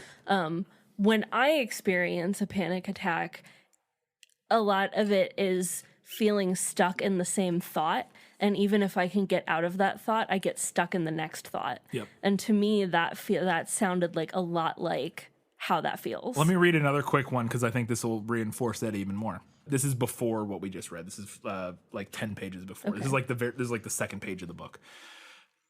This is in the plane. Now Brian sat looking out the window with the roar thundering through his ears and tried to catalog what had led up to his taking this flight. The thinking started. Always it started with a single word. Divorce. It was an ugly word, he thought. A tearing, ugly word that meant fights and yelling. Lawyers. God, he thought, how he hated lawyers who sat with their comfortable smiles and tried to explain to him in legal terms how all that he lived in was coming apart. And the breaking and shattering of all of the solid things. His home, his life, all the solid things. Divorce. A breaking word. An ugly word. Divorce. Secrets. No, not secrets so much as just the secret. What he knew and had not told anybody. What he knew about his mother that had caused the divorce. What he knew. The secret. Divorce. The secret. Brian felt his eyes beginning to burn and knew there would be tears. He had cried for a time, but that was gone now. He didn't cry now. Instead, his eyes burned and tears came, the seeping tears that burned, but he didn't cry. He wiped his eyes with a finger and looked at the pilot out of the corner of his eye to make sure he hadn't noticed the burning and tears. So again, lots of repetitive words, but it feels, it's very clearly intentional. And it's like the fact that 450 people liked that and was like, and again, the rest of the book doesn't do that in the same way. Like once he's in the wilderness and surviving, it doesn't do this. Like he's not in his own head in the same way. Like right, he can't be. Yeah, he can't be. And so it's blown away by that review and how hard you can miss the point. Like I just Also, what was it? What page were you just on? 2 and 3. 2 and 3. The thinking started. Yeah. That's a hell of a line. Yeah. The thinking started. That's too relatable of a line. Yep. Yeah. So I like I said, I really like it. I think it works really well. He also uses that writing, that same trope at times when Brian is like psyching himself up to do something. He'll repeat things in a way to like talk himself into something. And again, I just think I don't know how hard you could miss the point of that. Yeah. Like, it's not just it seems like it. It was wild to me. Again, having reread it this time and after seeing that review, just being like, wow, okay, cool. Great. Boy, people are bad at reading comprehension. Whatever. All right. So I had that in better in the book. I only had it in better in the book because I wanted to go to bat for it, but also because it is something that I think is really effective in the book that we don't really get in the movie. It's hard. It would be hard to do in the movie. So, second, the Hatchet description. I'm going to read the whole description of the Hatchet because the Hatchet in the movie is fucking dumb. Brian took the sack and opened the top. Inside there was a hatchet, the kind with a steel handle and a rubber hand grip. The head was in a stout leather case that had a brass riveted belt loop. So, the one in the movie looks bad. Cursory glance, you could kind of sure it's in a little leather case that attaches to a belt loop. It's made of steel and it has a handle. In the movie, it's not a rubber handle. It is specifically like a plastic or wood, like bolted on. It looks like a knife, like a kitchen knife, like with the bolted on. Yeah. That kind of handle. Whereas in the book, I imagine it's like the rubber encased handle. We're going to post. I have the Hatchet from Hatchet. I'm pretty sure. I didn't buy it in purpose. I think my dad got it for me for like Scouts or something. Yeah. But I have a Hatchet that is what I imagine when I think of the Hatchet. Although the one on the cover of this book is not, that's a wood hatchet. Has to be. Yeah. And that's not what's like the picture on the cover of the book I have, which is the same version of this book that I had, like the same cover I had when I was a kid, is the outline of the hatchet is not what I imagine in real life, and it's not what my hatchet looks like. It looks more like a wood, like tomahawk almost. But in the movie, the hatchet, the head of it is very thin. It looks like a toy. Yeah. It looks ridiculous. That was my thought. It's like, I was like, that hatchet doesn't look like it is real. No. It doesn't look like it's meant to do work. No. There's no way. And my only thought, not only thought, but one of the things I thought is that maybe they intentionally made the hatchet in the movie look like that so they could sell toy versions of it. Yeah. Potentially. That looked very close to it because the head of it is way too thin. It doesn't have enough mass for chopping. Like, it's not a good hatchet. It's a terrible hatchet. And so I was very disappointed in the movie's Hatchet, which is wild when you're making Hatchet. You should get a good Hatchet for your Hatchet movie. Just saying. Just wow. Okay, great. Good job. This is a specific line that is not in the movie. That it's not a line. It's a thought. Again, it's from the narrator, but it's a very specific moment that I liked a lot because it's very evocative writing, and I wanted to mention it. Is that Brian this is after he crashes and he's thinking about his mom. And he has this line where it says, he's thinking of his mom and the whole situation with the divorce and everything. The hot hate slices of the memory were exact. In reference to when he saw her cheating on. I just like the hot hate slices of the memory. Something about that is very evocative to me. The hot hate slices of the memory were exact. Very evocative of a memory that you don't really want to be remembering. Yeah. But it's kind of intruding on you anyway. Yep.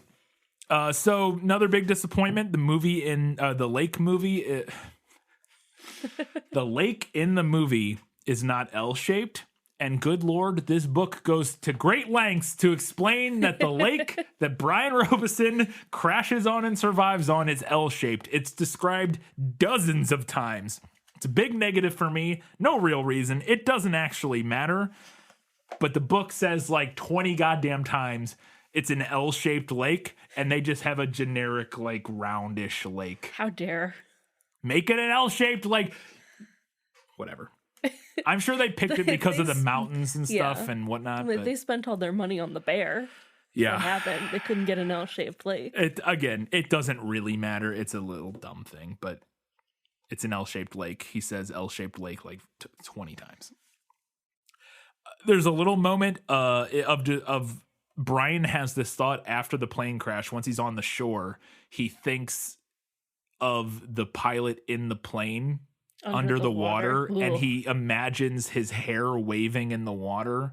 And that line always creeped me out as a kid. Like, it was so creepy.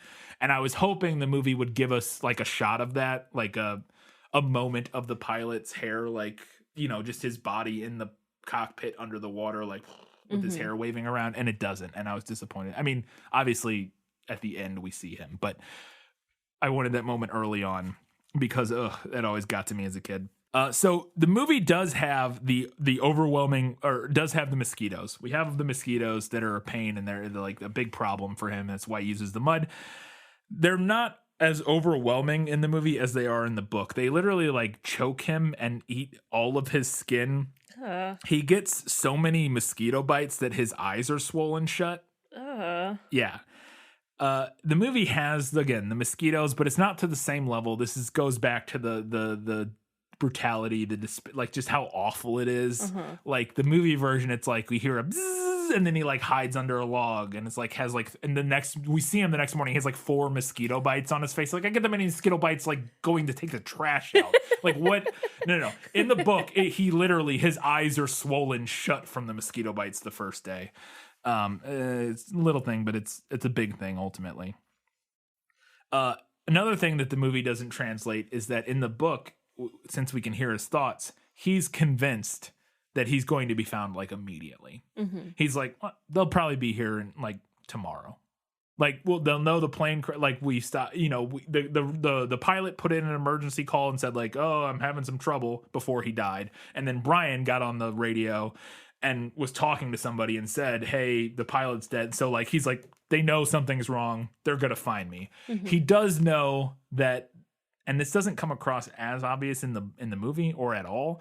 In the book, he realizes that when the pilot had the heart attack, he kicked the rudder and the plane swerved way off the flight path, and then he flew hours, and which is also not a thing that's explicit in the movie. He flies hours in the same direction after they go off their flight path.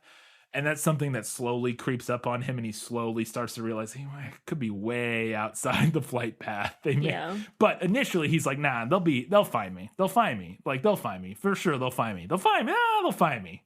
You know, and I like that early, like, hope, and that leads to some of the things that happen later. But he eventually lands on, like, after the first day, he's like, at most it'll take 4 days for them to find me. Like, that's his optimistic, like, or no, that's his worst case scenario. Is like, all right, they'll probably be here tomorrow. Worst case, 4 days. Fine. I just got to survive for 4 days. So this next note, I explicitly put in here for you, but I thought it was really interesting. He has this moment early on where he thinks back to an English teacher he had named Perpich, Mr. Perpich. I don't know how to, it's Perpich. That's how I would pronounce it. Perpich, yeah. And he thinks back to this English teacher and thinks about what he would tell him to do in this situation. Very clearly, this English teacher had a very profound impact on him. And he keeps thinking back to how this English teacher would tell him to like stay on top of things. That was a big thing. He's like, stay on top of it. Like, it was a big like thing he always said. And to get motivated, like that was a big, you know, message that this English teacher would always be like, God, I gotta get motivated. And this is what, and I mentioned earlier, like the big things that save him are his mindset and his problem solving. And his mindset is directly due to this English teacher he had. X amount of, I don't know how long ago. It could have been last year. It could have been, you know, literally it's summer. It could have been that previous year, but it's this English teacher he had that sort of beat this thing into him. And so literally the reason he survives is because of an English teacher. And I felt like you would appreciate that. I mean, did used to be an English teacher. But also, if you didn't have an English teacher who made a profound impact on your life, I don't know if I don't I trust you. Yes. If you didn't have that experience. As an American, may point that out and be clear. Yes. One of the things he doesn't do he does say I'm hungry in the movie, I think once, but in the book he like yells it into the void. He just like screams that he's hungry. Which is funny to me that the movie wouldn't utilize that to really get across Because he literally is just like, I'm hungry. Like he's like starving. He's just like screaming about it because he's upset about how hungry he is. I think less is a little bit more in regards to the backstory. The movie gives us a couple extra backstory scenes, in particular this one where he's like hiding at night and his dad finds him and like grabs his arm and is like kind of like weird to him. He's like, I don't want to say abusive, but he grabs his arm and he's like, what's wrong with you? He's like a jerk. Like it's like a weird jerky moment. And that never happens in the book. We just get the flashbacks we do get are just, you know, about his seeing his mom cheating and some other small ones. But I get why they put that in because it ends up paralleling like him hiding at a different time in like in the wilderness. But I wasn't a big fan of it. And I guess I would prefer if it wasn't in the movie. Let's talk about the shelter. The movie Shelter sucks. It doesn't suck. It's fine. But in the book, it's very specifically a big rock like cliff wall on a beach. And the water has rounded out like an indent. It's not a cave, but it's a big rock face that has like a rounded out part at the bottom that he then uses as his shelter. And in the movie, they have like a small rock that he's like crawls under. Yeah. In the book, in my imagination, it was always much larger. Like again, it was a big like cliff face that was rounded out at the bottom, and the root, because he specifically in the book says he can stand in it. Like it's tall enough that he can, like the rounded out, hollowed out part is tall enough that he can stand in it. It's not a cave. It doesn't go back a long ways. But once he ultimately builds the like wall across the front of it, he has like a 15-foot by like 10-foot room essentially that he can stand in at the very front. And the movie one is just like a tiny little like, yeah, like he can crouch in it at best. Yeah. And again, this only matters to me because there's very explicit mental images that I had from reading this book 20 times as a kid. But the movie gets close, but it's not close enough. Another thing that I thought was better in the book, and this goes back to the brutality of the book. So he finds the red berries in the movie. They're called gut berries or choke berries. I can't recall. He calls them puke berries in the movie, but in the book he calls them like choke berries or gut berries. He does eat them, and he ends up getting sick. He does throw up in the movie. In the book, it's coming out of both ends. Oh no! He wakes up in the middle of the night sick after eating a bunch of those berries, and he's diarrhea, vomiting everywhere. I mean, that is what would happen. Yes. And it's all much worse. And then the next morning he has to go out and like bury it all in the sand. Like he like finally like, yeah. Again, this is the thing I'm talking about of the brutality, the reality of the situation in the book feeling much more real and much less sanitized. Whereas in the book he just like, or in the movie he's just like, oh, pukes once and it's fine. Or not fine, but like relatively fine. Book version, much more of an ordeal. And he actually continues to eat those berries because he has no other food.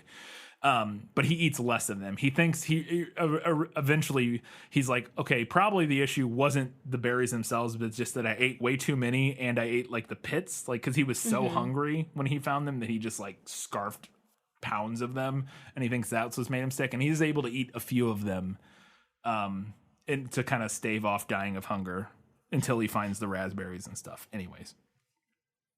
Another thing I thought was better in the book is this little moment that he's going out to look for food or whatever, and he thinks to himself about coming back home in reference to his little rock shelter that he's created. And I had this in better in the book. I will give the movie credit for this, that the movie does actually kind of land on this like thematic moment of this home being this place that he creates as opposed to like his house or whatever. Like, like him thinking of this like little divot in the rock wall as his home is something the movie does obviously land on eventually, because one, when he encounters the bear, he like runs back and hides in it.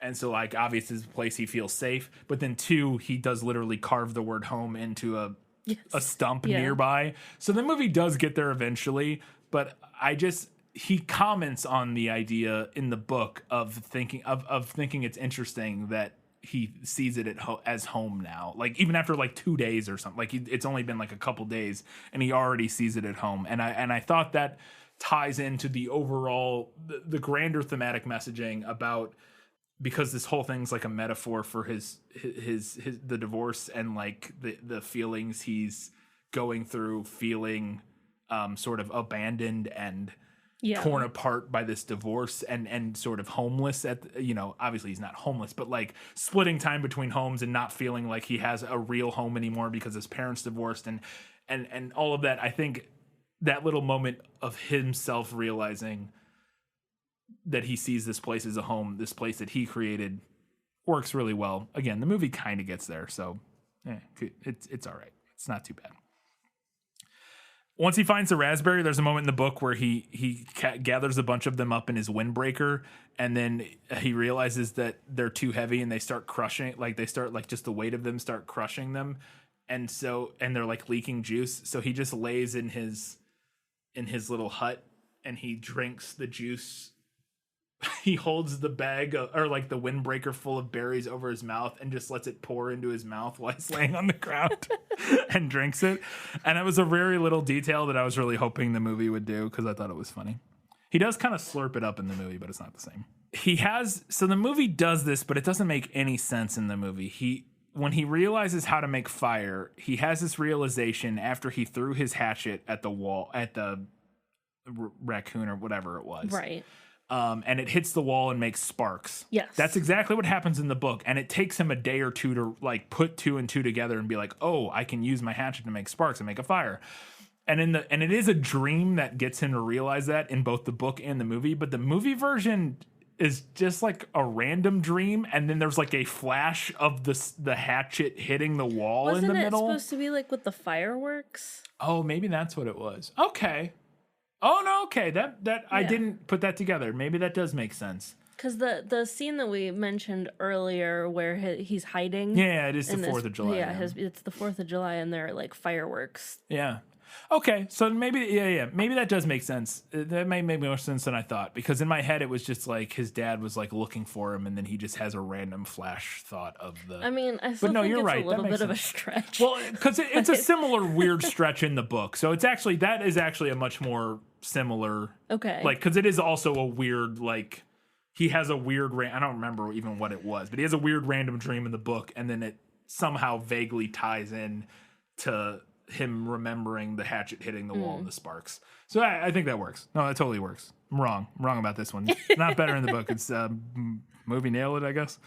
I mentioned it a lot of times, but the brutality, he has so many breakdowns in this book, like numerous times. He like has complete mental breakdowns and then like has to like pull himself back together and convince himself to keep like trying to survive.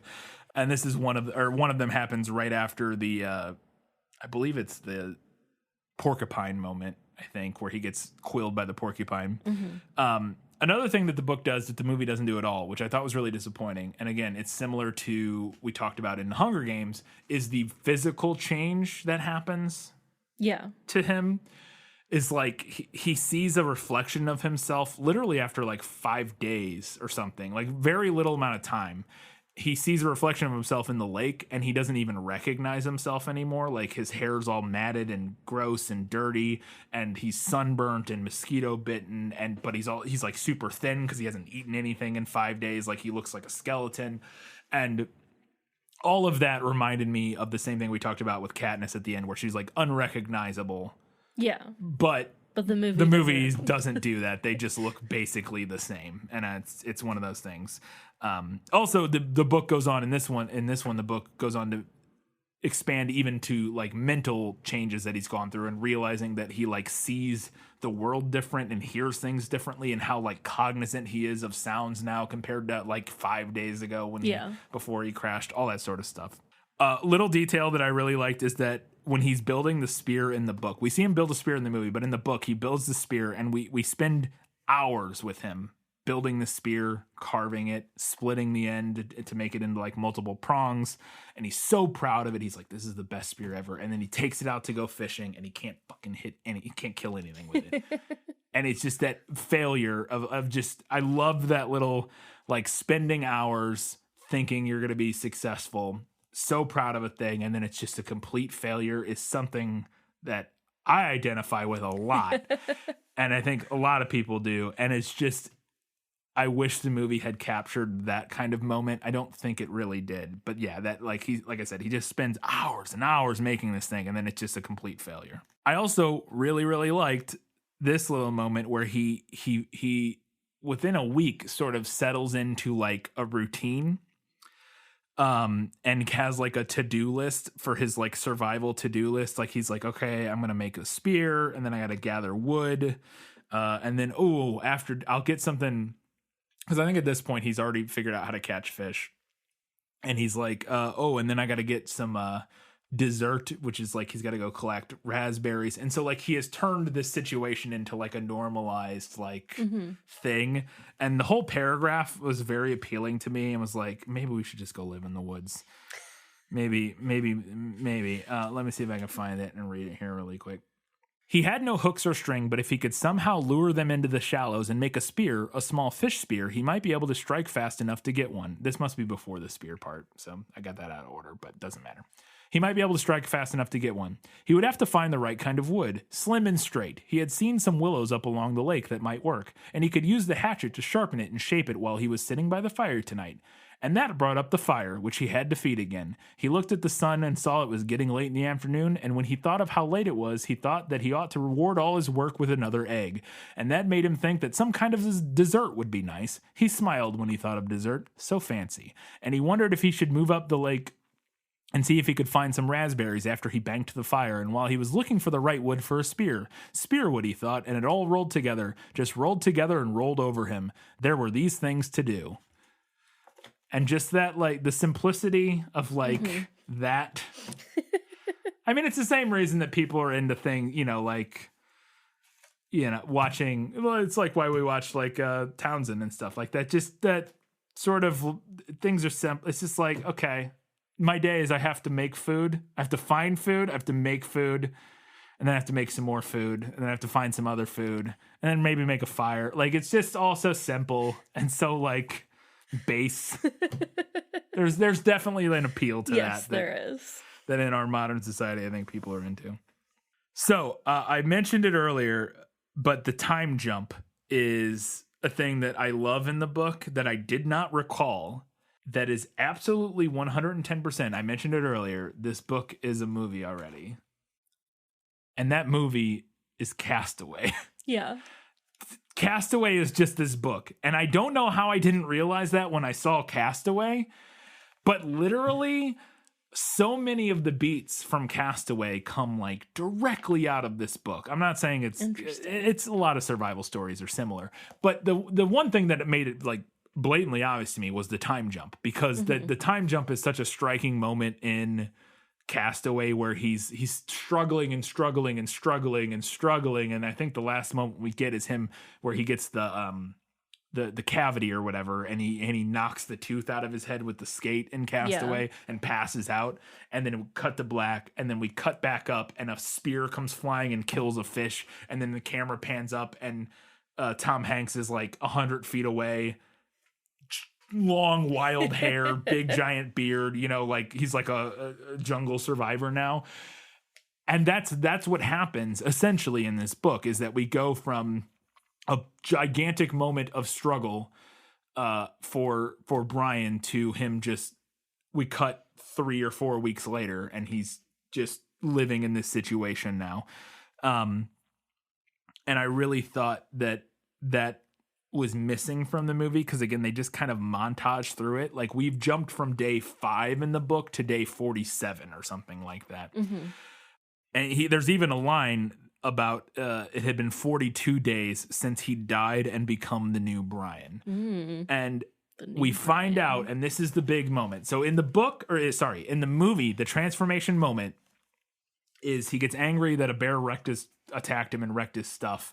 And then he runs through the woods angrily and like punches a tree and starts bleeding and lays on the ground. And then a wolf licks him. Maybe.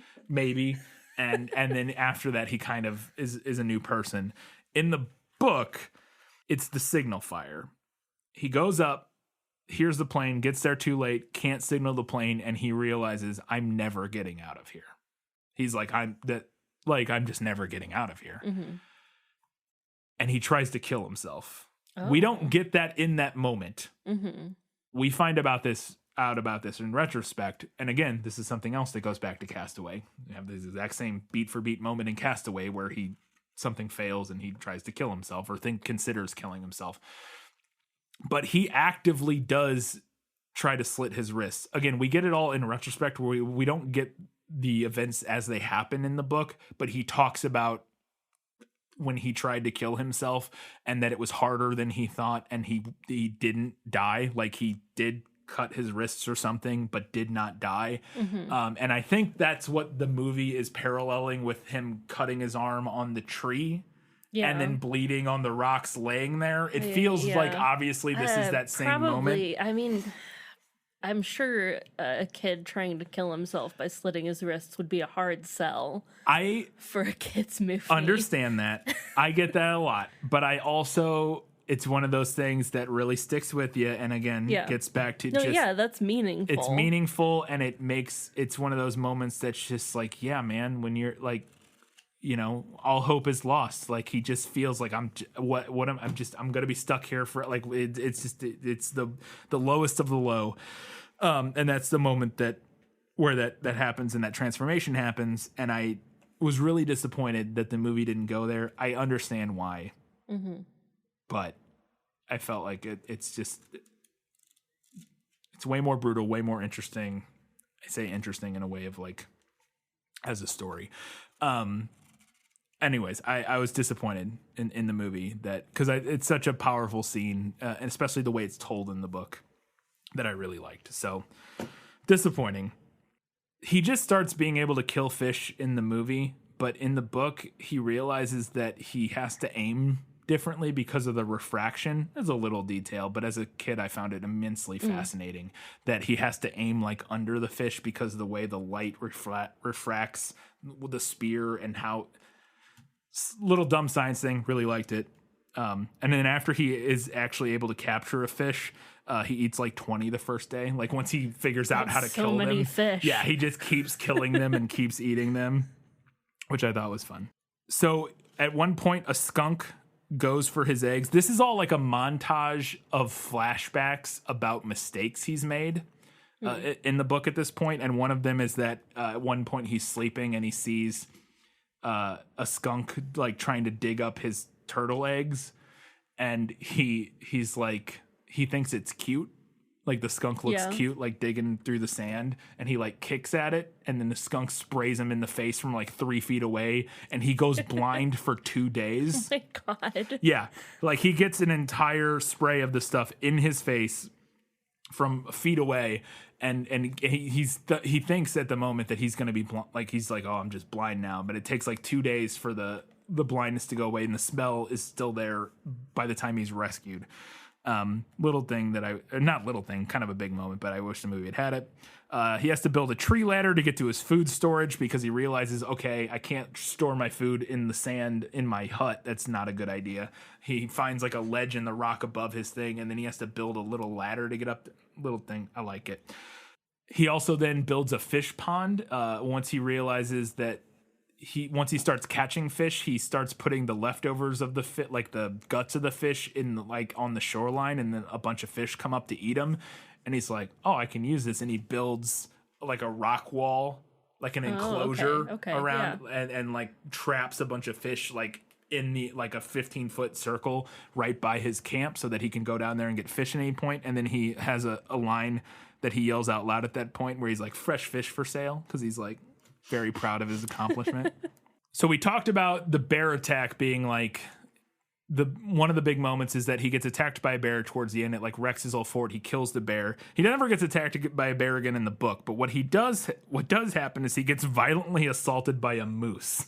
Oh, that's the big. So again, I mean, moose are huge. Yes, moose are terrifying. So we talked about in the movie, it's a bear over and over again. In the book, I said it was a bunch of different animals. Like I said, it's a porcupine, which is in the movie, but it's a bear, it's a porcupine, it's a skunk, and it's a moose, or like the animals he encounters. And The moose one is wild. The moose like just charges him while he's in the water and like breaks a bunch of his ribs, which is also not like it keeps slamming him and trying to drown him in the water. And he has to slowly creep away. Like he like is in the water, like laying there, and the moose finally like leaves him alone and walks away. And then like he like slowly starts inching away from the moose. And then it comes back at him and like attacks him again. Yeah. And then eventually he gets to the point where he's able to slowly enough move away.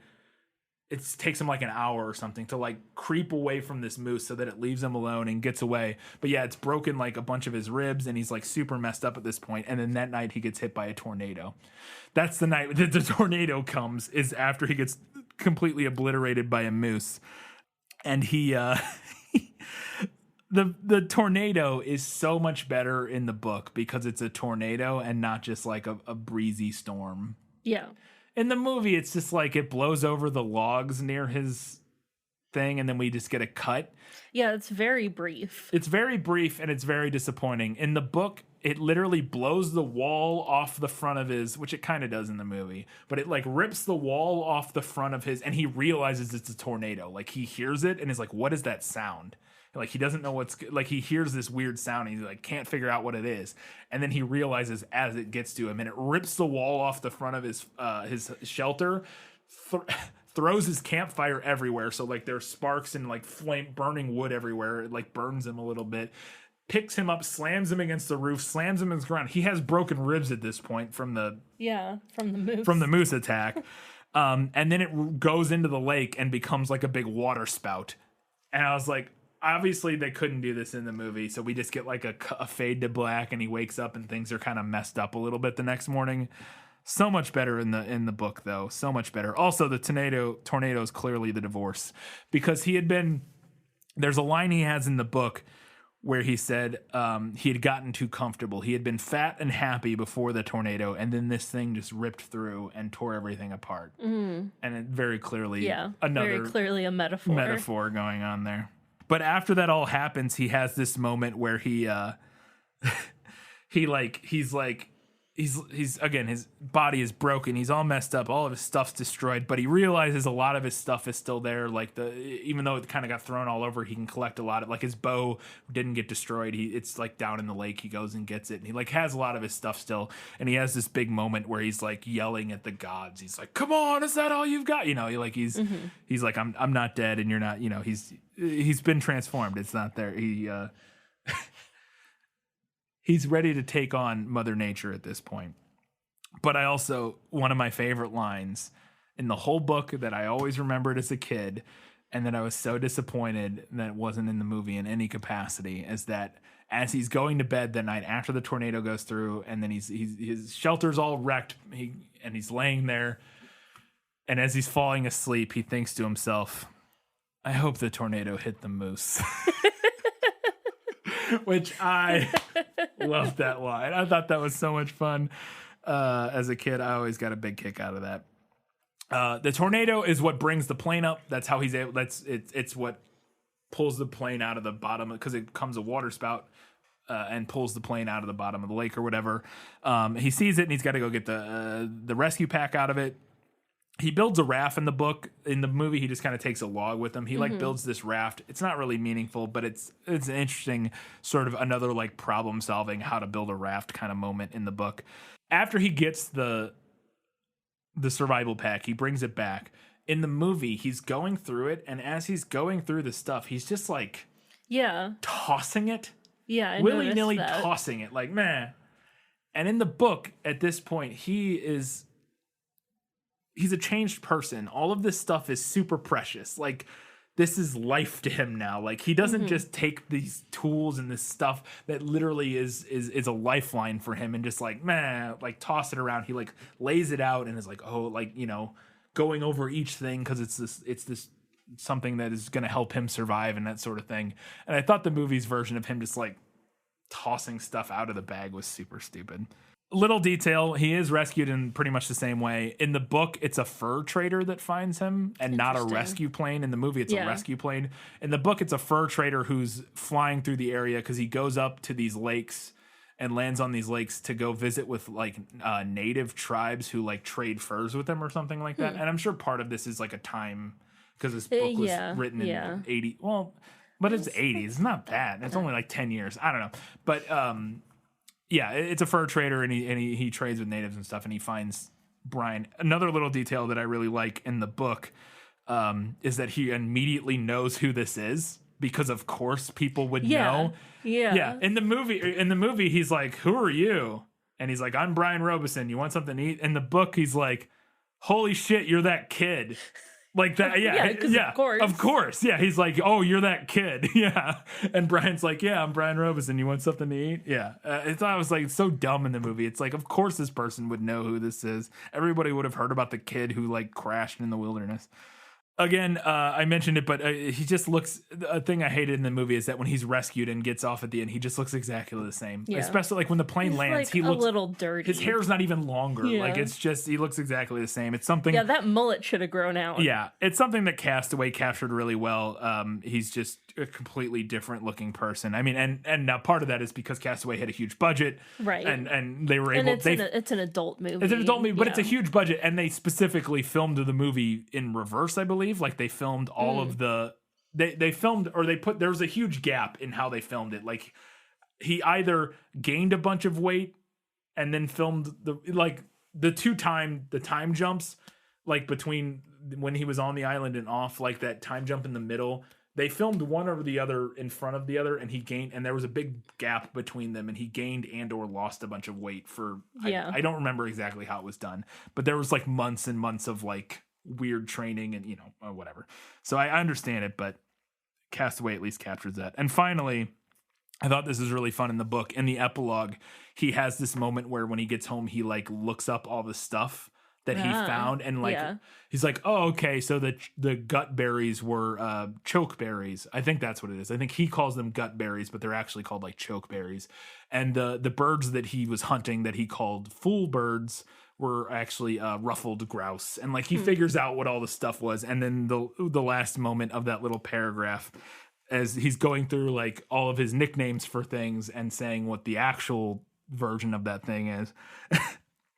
And then he gets to the end and he says, "The moose was a moose." Which, again, I love that so much. All right, that was it for Better in the Book. That was the longest segment. These other ones are very short. We'll move through this very quick. Let's go ahead and talk about what was better in the movie. My life has taught me one lesson, Hugo, and not the one I thought it would. Happy endings only happen in the movies. So I actually had more for this. We talked about a lot of them in what was that in the book. But so I only have a handful of things to talk about here, but let's do it. In the very beginning of the movie, when they go into that sporting goods store, and it's where his mom buys him the hatchet. Yes. Brian is very clearly like suspicious of the clerk. Yeah. And now I didn't go back to look and see if the clerk was the boyfriend. Like that she was cheating on him with. I don't think it was, but Brian, like, because he says to her when they leave, he's like, "What? Why did he asks her some very pointed question, like, did you know him?" I don't remember what he says, but and the implication there is, again, either that guy was the boyfriend, but I just didn't connect the faces, or it's just alluding to the fact that like the clerk says something kind of like nice to her. And now Brian, because he has seen his mom cheat with this other guy, is like, are you like, he doesn't trust her with this other guy. Like it just puts him on edge seeing her interact with another guy. And I thought that was an interesting little change that we don't get anything like in the book. I also really liked the early failed attempts to signal a plane, like right after he crashes. A plane flies by. Yes. Yeah. And he's like, ah. And I liked that. I liked setting up that false hope right away. Like, oh, maybe he'll get out right away. But again, the biggest mistake with me, or for me, with that moment is that that's the only time they use that, because it's such a big catalyst moment when it happens later. And then with this failed signal fire, they just moved that moment to the very beginning. And it doesn't, I like it there, but they needed to do the big moment at the end or in the middle. And I didn't like that they didn't do that. I also did like that he kind of has like a little mountain climbing expedition at one point because he is in a more mountainous region in the movie. I like that at one point he climbs up, and there's a similar thing where he climbs up on the cliff in the book, but he can't see very far. But in the movie, he climbs up to this top of this mountain and looks everywhere, and there's just nothing around him. Like it's just trees as far as you can see. And I like that moment. Again, we get a lesser version of that in the book, but I like the movie one.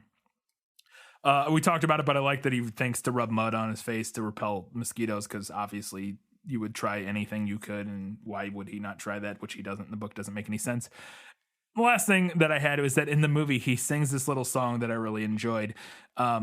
Again, kind of vocalizing his inner turmoil. He sings, "Nobody loves me, everybody hates me, I'm gonna eat some worms." And I thought that was a fun little moment, again, sort of externalizing and giving voice to his emotional turbulence, and also the predicament that he's in. And we don't get anything like that in the book. So that was what I had for Better in the Movie. Let's go ahead and find out what the movie nailed. As I expected, practically perfect in every way. We talked about it, but the intermittent backstory with the pilot being in distress and then going back and forth with the flashbacks, really like that. The conversation on the radio when Brian pulls the radio out of the pilot's dead hand and is talking to the person on it is like word for word identical from the book, as far as I could recall.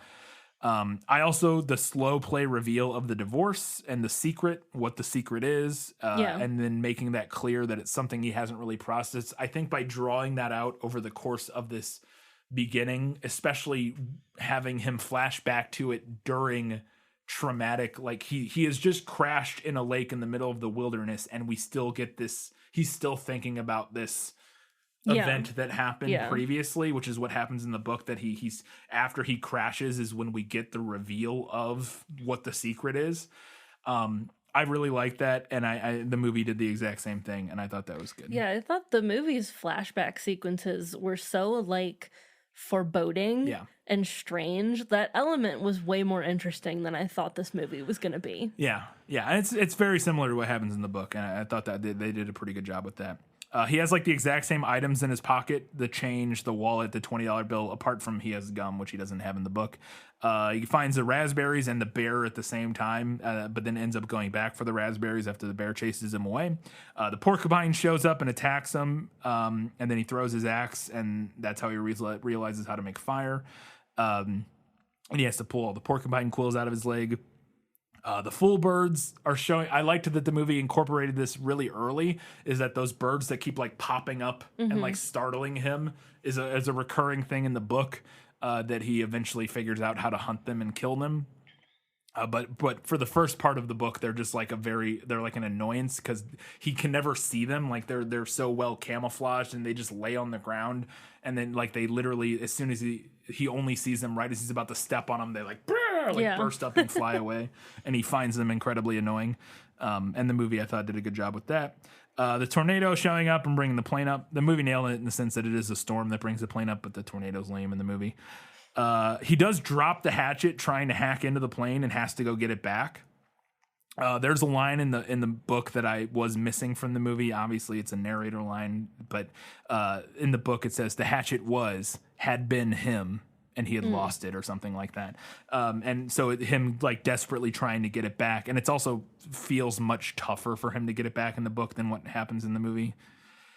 I do like that they kept this little detail, is that when he gets the survival pack, there's a rifle in it. And he doesn't realize what it is at first because it looks like a gun stock, and he's like, what is this? And then he realizes it's like a survival rifle that you can like put together. And I like that the movie kept that in, because the exact same thing happens in the book. In the movie, he gets it, he puts it together, and he's like aiming at some birds, and then he sets it down. He's like, And in the book, it doesn't come across quite as well in the movie, again, because it can't be in his head.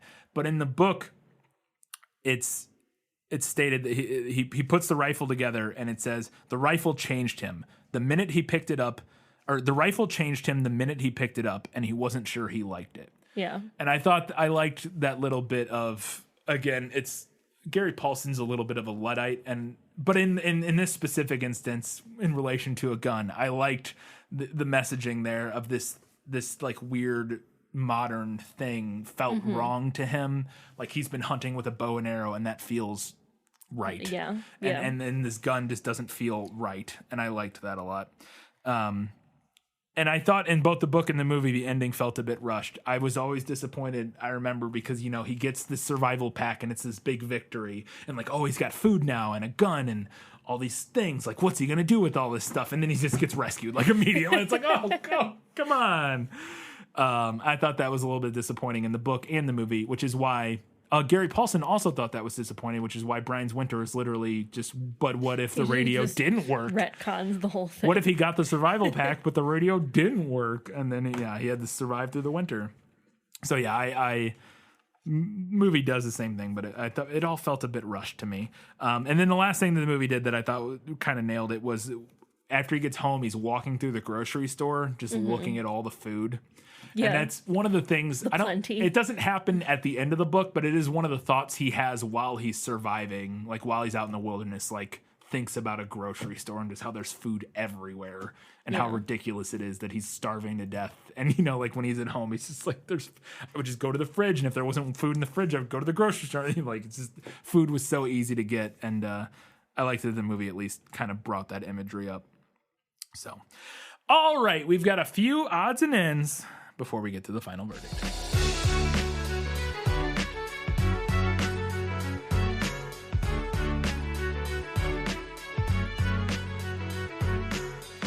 Okay, so I just have a couple notes here. My first note is about the music, because I cannot express how much I loved the score. Oh, it's very 80s. Or very 90s, early 90s. Yes, it's so specific to that time period and genre of film. I loved it so much. It's not good. It's not good. It's not. It's very not good. It's so expected. Yes. I loved it. It's terrible. I hated it. It's real bad. It needed anything else. This movie desperately needs to be remade. You could make a really cool, especially nowadays, you could make a really cool version of this movie, and it needs to be remade. I also really loved his mom's sweet 80s wardrobe. I especially liked her bright turquoise blazer with matching headband. Yes. Chef's kiss. Absolutely.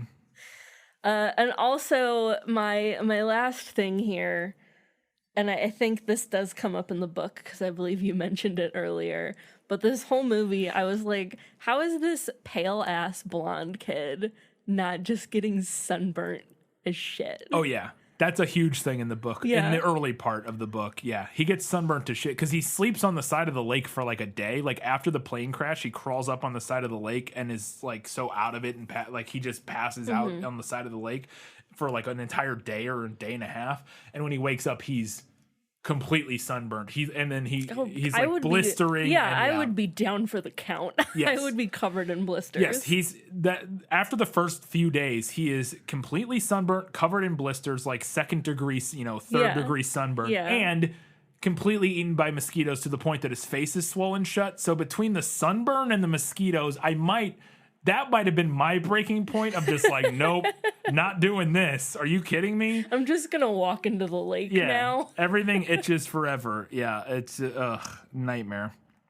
But yeah, that is addressed in the book, but the movie, he doesn't get sunburnt at all, which is dumb. That would have been easy to do too. Yeah. Just throw some red on, not a hard thing to do. All right, before we get to the final verdict, we wanted to do the thing that we always do and let you know that you can support us over at patreon.com/thisfilmislit. Support us for $2, $5, or $15 a month. Get access to different things at each level, including at the $15 level, you get access to priority recommendation, which means if you recommend something, we'll get to it sooner than we would otherwise. You can also do us a giant favor. Follow us on Facebook, Twitter, Instagram, Goodreads, all the social media. We post all kinds of stuff there, and we would love for you to follow us and give us feedback. Katie, it's time for the final verdict. I'm so excited. Now, are you ready for your sentence? Sentence? But there must be a verdict first. Sentence first, verdict afterward. I never really had much doubt in my mind about the verdict. That was a callback to The Secret. This was one of my all-time favorite childhood books, and one that I had read so many times that I had very concrete and fleshed out imagery for the story. So it was going to be hard for any movie to stack up. I will say that I was pleasantly surprised by the movie. It was significantly better and more true to the book in a lot of ways than I was expecting, especially considered that this movie kicked off a series of films that seemed to be wholly unrelated to the Brian books, as far as I'm aware. So that made me think maybe this book was going to be very, very different, or this movie was going to be very, very different from the book. But it really wasn't. It was a lot closer than I thought it was going to be. A lot of the details were maintained, and the first third to one half of the movie is a pretty faithful adaptation, even if it does fail at capturing some of the raw emotion and brutality of the situation. I also thought the movie made a few excellent choices in giving us some montages of him working that are just like shots of him working with the sounds of him working. It reminded me a lot of like very popular like primitive technology style YouTube channels and the such that are like survivalist ASMR, where it's just like a person like, you know, carving wood and like making bricks in the middle of the woods or whatever, and with no music, no voiceover, no nothing. There's a handful of scenes in this movie that reminded me of that. And those moments were the things where the movie got the closest to capturing some of the appealing elements of the book. I think the movie has two major failings, though. First, similar to The Hunger Games, is its desire to sanitize the situation for younger audiences. One of the things that I always found most gripping as a child when I was reading was the harrowing nature of what Brian went through. Being violently ill from the gut berries, getting sprayed point blank in the face by a skunk and being literally blind for several hours, getting the absolute shit kicked out of him by a moose, his eyes swollen shut from mosquitoes, being thrown from his shelter by a tornado, and ultimately dealing with the futility of the whole situation by considering and ultimately attempting to kill himself were all things that changed Brian and created a brand new person that barely resembled the original Brian. This all made the situation feel super real and terrible in a way that the movie just didn't want to or couldn't match. Second, being able to hear Brian's thoughts and work through his thought process and problem solving was something that I found obnoxiously interesting as a child. It's the same reason why as a kid I loved My Side of the Mountain and other survival books and still love books like The Martian. Gary Paulson also has a very distinct way of writing and emphasizing points that I discussed earlier in reference to that infamous 1-star review that I think is very effective and evocative. Ultimately, the movie and the book share their biggest weakness, a somewhat quick and disappointing ending that leaves you wanting more. For that, read Brian's Winter. But the movie lacks many of the book's most compelling features, so I will be giving this one to the book. The book is the winner. The book. All right. I had no doubt in my mind that that's how that would play out. Yeah. I don't think that's a surprise to pretty much anybody. But yeah, definitely going with the book on this one. And I actually think I'm eventually going to reread some of the sequels because I want to. Katie, what's next?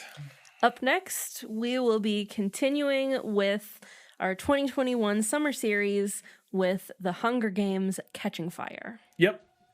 Not much to say about that. We're reading part 2 of The Hunger Games: Catching Fire. So come back in 2 weeks' time for Hunger Games: Catching Fire. And in 1 week's time, we'll be discussing, previewing Catching Fire. I don't know. We don't know what we're going to be talking about yet on that episode. I have a couple ideas, but I'm not for sure yet. But we'll also be talking about feedback for the Hatchet episode, so head over to our social media like we mentioned earlier. Give us feedback for Hatchet. Let us know what you thought of the book if you watched the movie. Probably more book feedback on this one. I bet the book runs away with this poll. even if you didn't watch the movie, please let us know, like, if you read the book. If you read the book, yeah, that kind of stuff. We would love to hear from you and what your opinions are on Hatchet. Until that time, guys, gals, non-binary pals, and everybody else, keep reading books, keep watching movies, and keep being awesome.